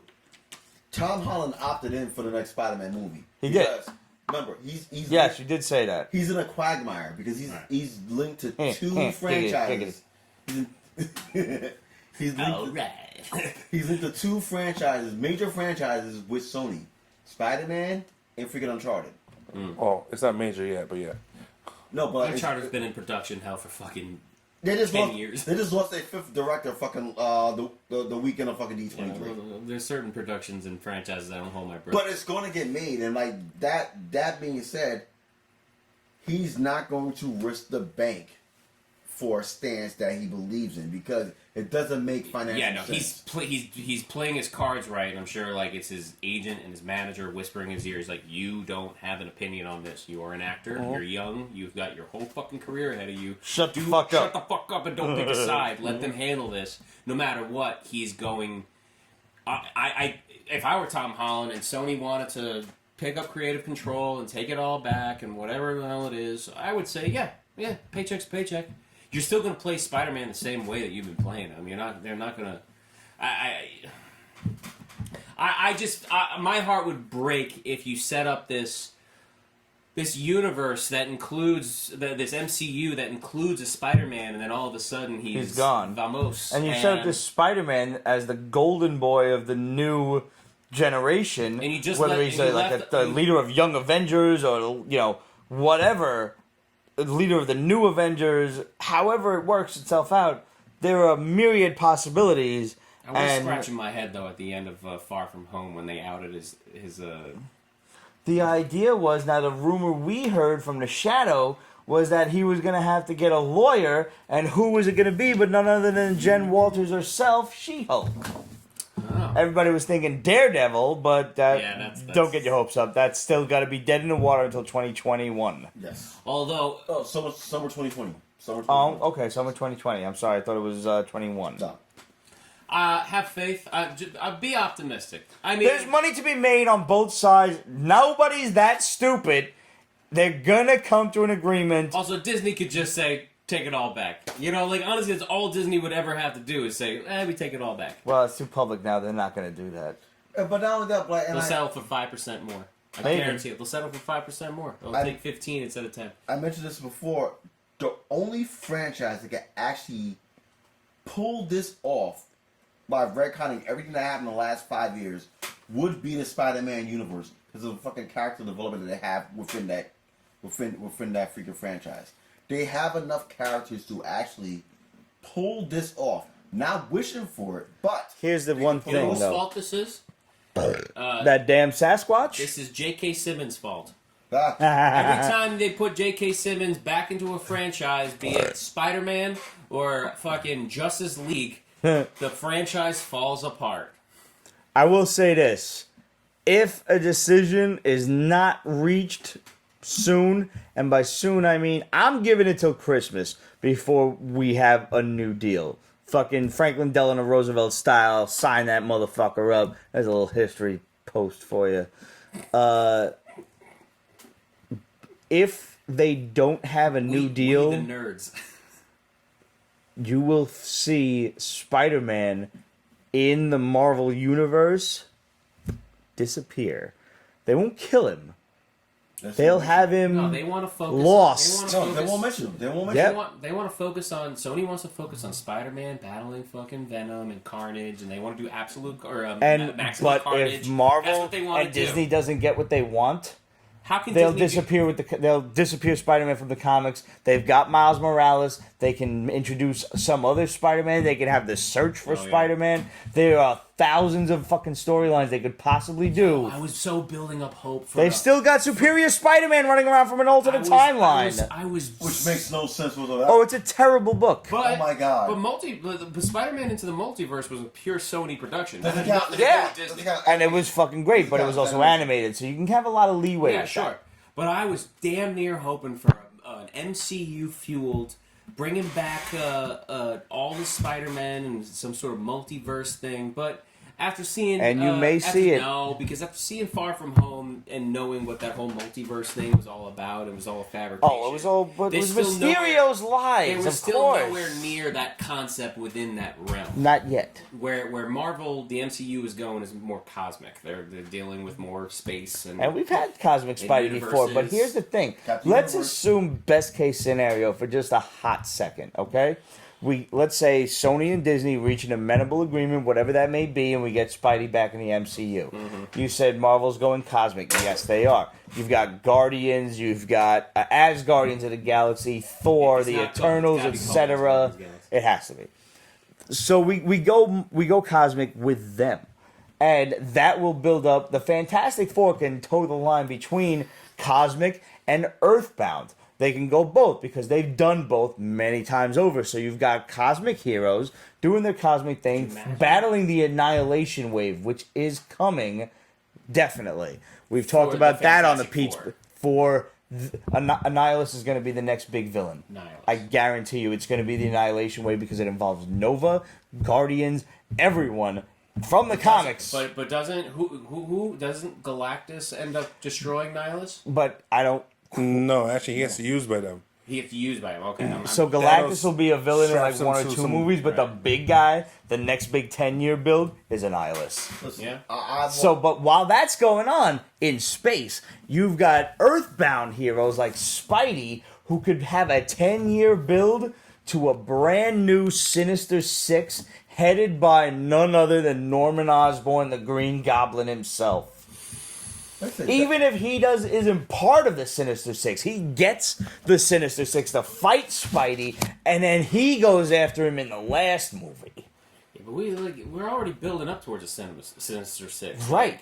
That's we're where halfway there. That's where the MCU is going. We are, in fact, halfway Scorpion's coming, or he was coming. He's already here. Vulture. He's in prison for Vulture. Could you imagine now? The MCU took a Mort like Mysterio, because let's face it, the guy's a Mort. And they made it not only relevant, but modern day believable. A guy like Mysterio. So what could they possibly do with Scorpion, Doc Ock, Electro? Let's forget the whole Jamie Foxx thing. Because how you could have such a great A-list actor do such a horrible role is, I don't understand. And that in and of itself Electro's is why was Sony terrible on can't Electric have Age. Spider-Man back. Electro is very, very hard to do. No, he's Terrible not. on Electric Mysterio. Age. I would say Mysterio's hard to More do. pissed off with Rhino. How the fuck do you fuck that up? Paul Giamatti's an awesome actor. Or how do you fuck up Green Lantern again? Let's not go there. No, let's.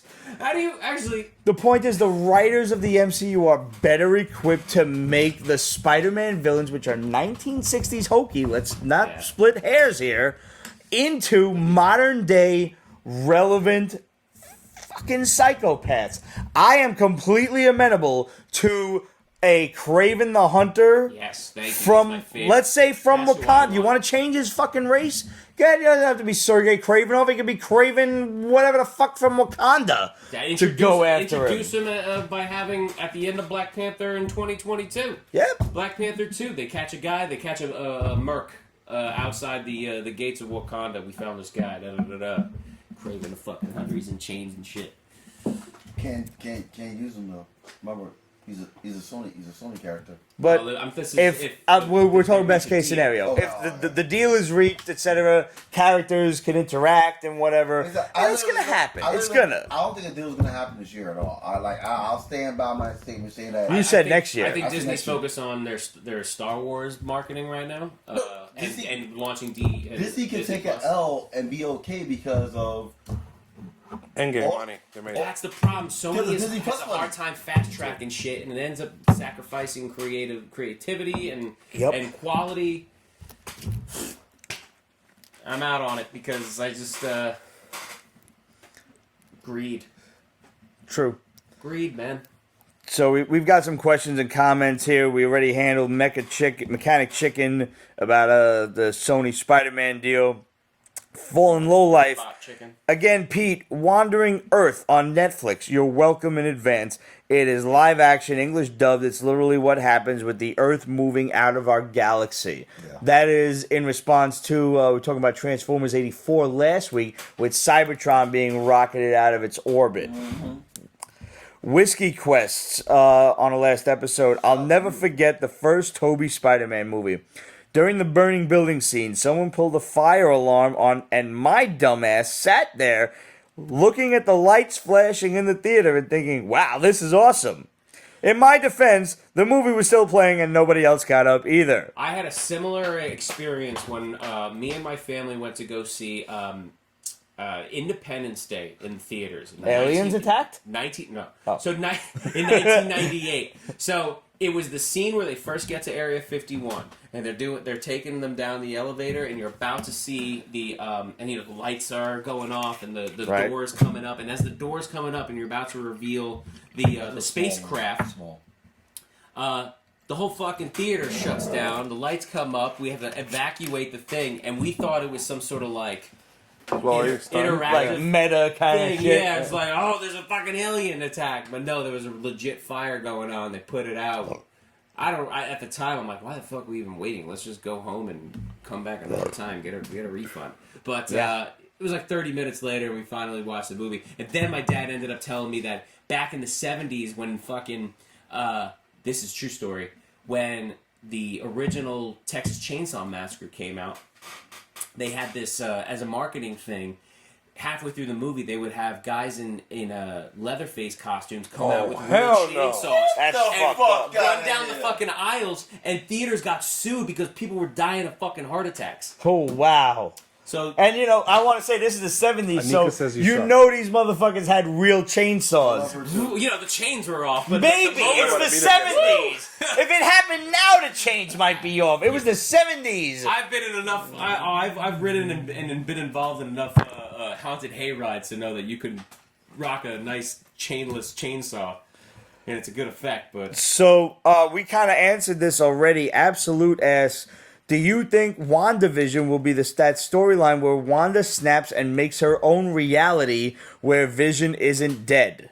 yeah, I think What you said. I think that's exactly what's going to happen. WandaVision is they already said it. It's going to tie in. It's going to be a lead into Doctor Strange and the Multiverse of Madness. It's a tie-in. Dude, I can't wait for that. Yeah. That's a straight up horror movie. That's gonna be great. I mean, It's Nightmare. witchcraft. Nightmare is one of the witchcraft. sickest villains. And not for nothing, I would love if just a hint of fucking House of M is mentioned in that fucking movie. Yeah. Because of her warping reality. Yeah. Because think about it. Obviously, this is introducing her abilities to warp reality. Yeah. So now, Absolute had another great question. They're saying that we're getting a what if episode for every MCU film. Is there a specific what if storyline you'd like to see told? Now, if the MCU, What if MCU if the or what if period? Yeah, if the what if MCU. films, if the what if animated features are based on MCU films, Are those animated features or just like it's like an anthology series? I think it's probably going to be an anthology. But I mean, maybe they'll be like long hour episodes. We don't really know Yeah, yet. I think it's like a 30-minute hour. I'm assuming it's going to be something to the effect of like Love, Death, and Robots That's what I was meets thinking. Black Mirror. Like it's going to be an hour long kind of from my shit, but it's understanding, crazy ass. I don't think Disney can It's pull gonna be their audience on a what if on a 1 hour episode, maybe half hour. No, it's going to be 30 minutes. Okay, Yeah, 30 it's gonna be minutes. It's going to be 30 minutes. So personally- that I know for sure. If I'm limited to the MCU, I would love to see an episode like Armor Wars. Like, what if Justin Hammer actually got a hold of the armor and sold it off? And now you've got the Iron Man villains that we always wanted. You get Crimson Dynamo. You get, all the other guys in the armor whose names I'm too drunk to try and remember right now. all of that Titanium Man and all of these motherfuckers. Yeah. We even get like another Ironmonger 2.0. Fuck it. Let's see some shit like that. We already know we got Haley Atwell as Captain Britain in one of the what ifs. What else could we possibly have? What if what's his name stayed playing a War Machine and not Don Cheadle? That's fucked up.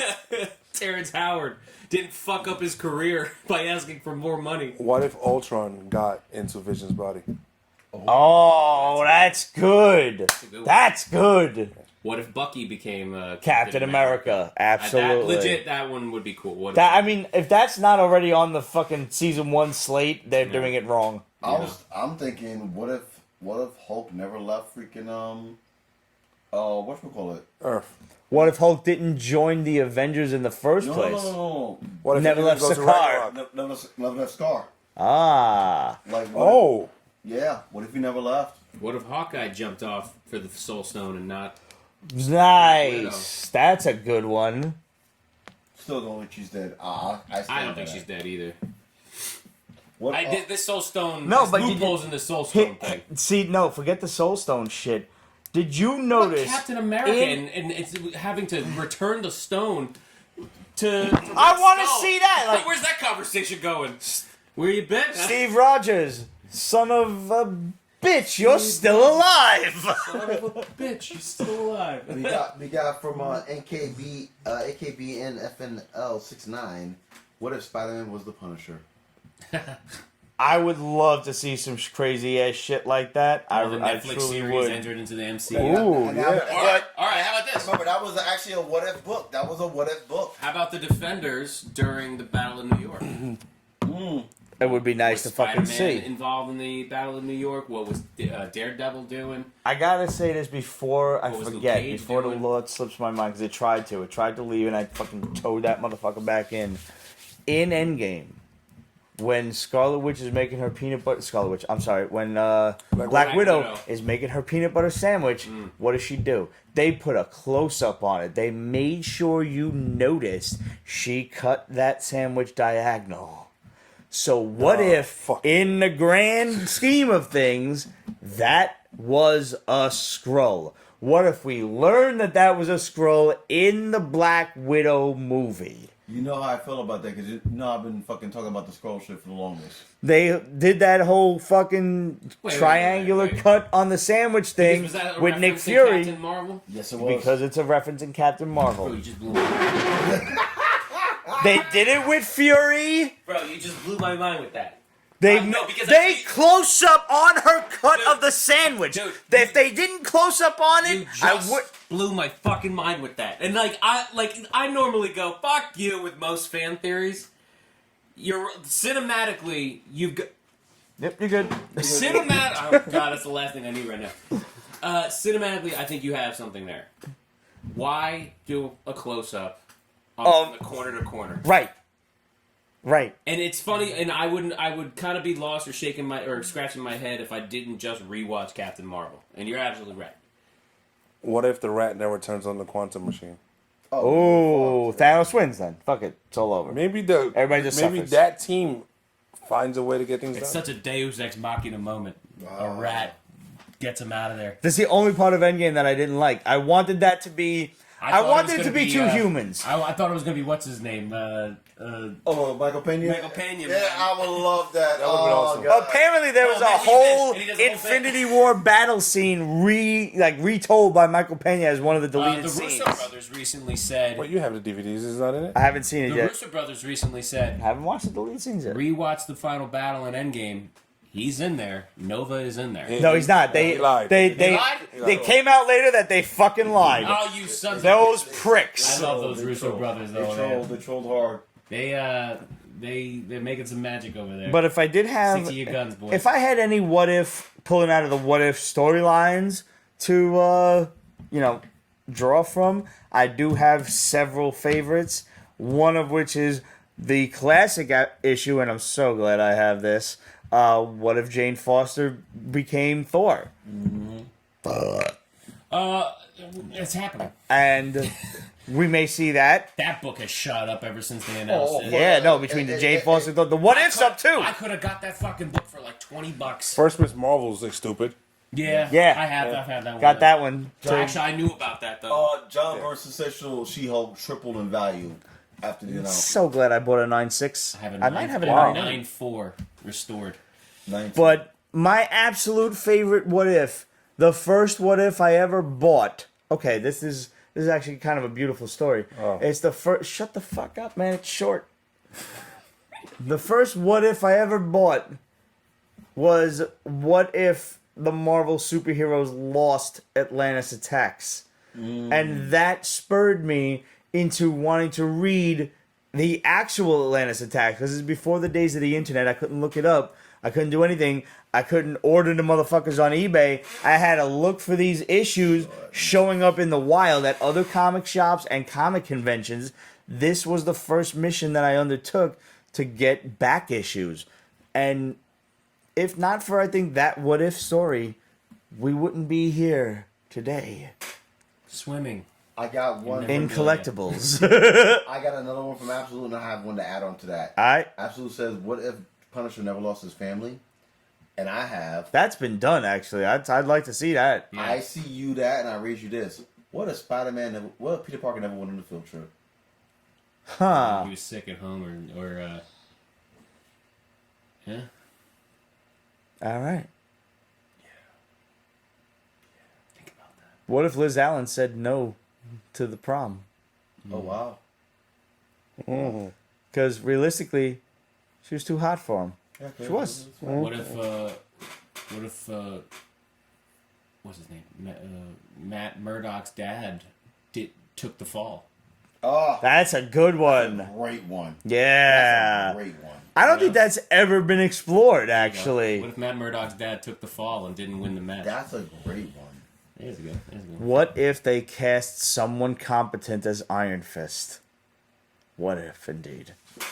I'm just saying. That's messed up. I'm just saying. It's a dream we all have. But. Guys, it's been a great show. Thank you all for tuning in. Rock, thanks for coming on the my program. pleasure, guys. I Where- usually work on Thursdays, but I'm off. But if you want some good pizza and a fun bartender on Thursday nights and Friday nights, come to Carmine and Sons off Graham Avenue. Stop the L train. That's where you find this nerd. Where can everybody find you otherwise? I am primarily on Instagram, but I'm also on Twitter. But come check out my Instagram. A lot of nerdy shit going on there. At @ORocco. That's Appearing right down there. OHROCCO. Boom, there it is. Seems pretty simple. And it's not Rocco, it's Rocco, you stupid ass. You bastard. You Oh, bastard. Rocco, you bastard. Greg, tell everybody about Breaking Nerd News. Over 700 followers. Thank you very much in advance. And growing. And growing. Yes, and growing.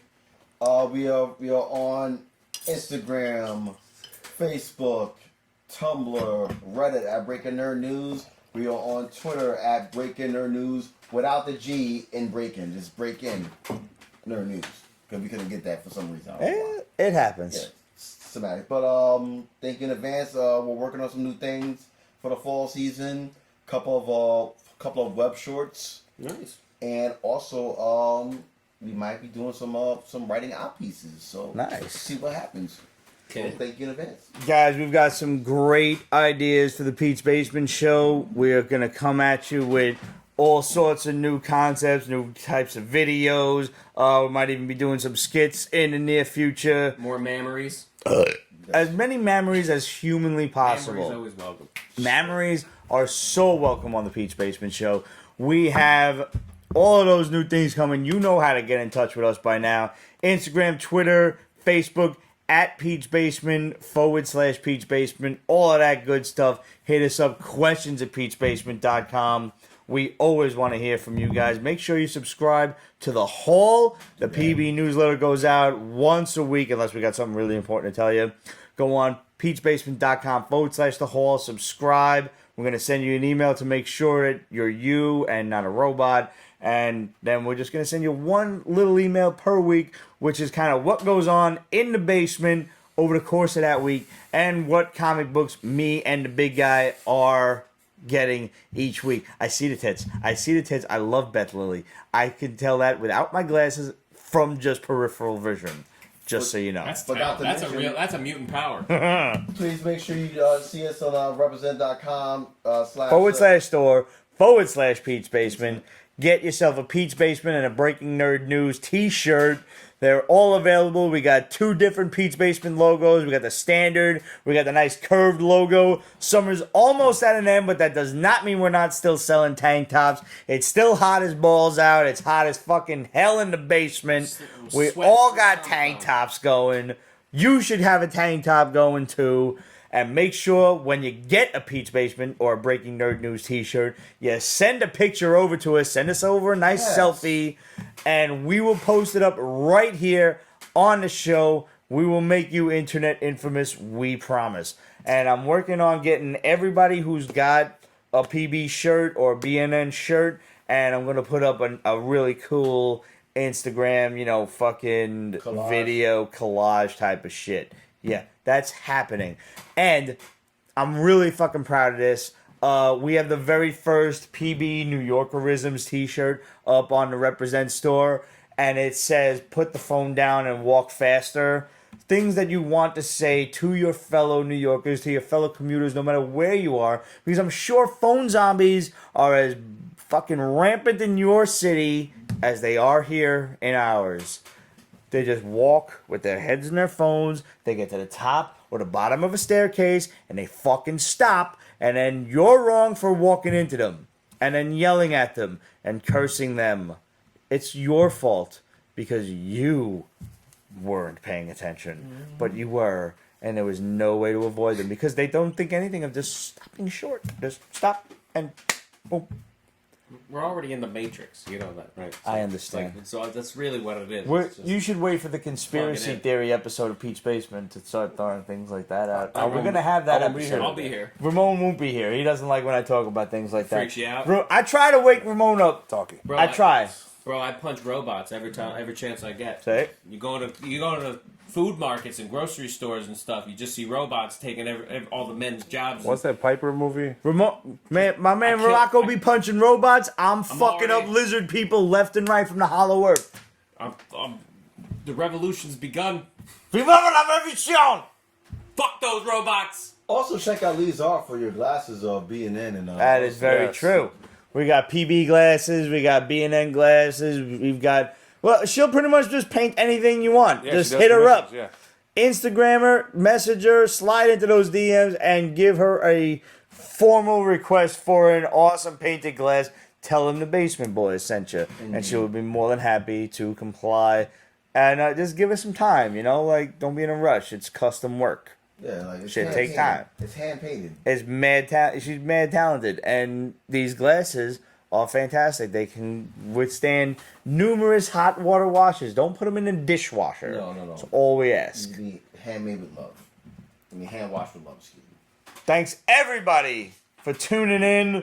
Men, women, lizard people, robots. We love all of you. No, not the robots. Not the robots. Fuck the robots. Lizard people, we're going to need your help against the robots. Put saddles on you and we'll ride you around. Yeah. Spears and shit. With your sideways blinking eyes and crazy shit. So you got it from Star Wars. Yeah. We'll see you all next week. Fuck Grievous.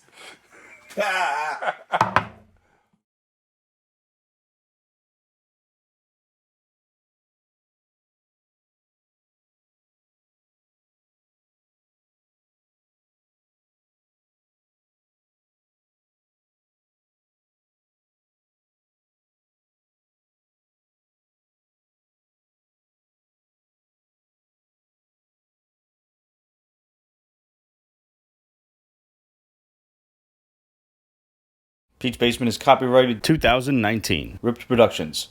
All rights reserved. So go fuck yourself.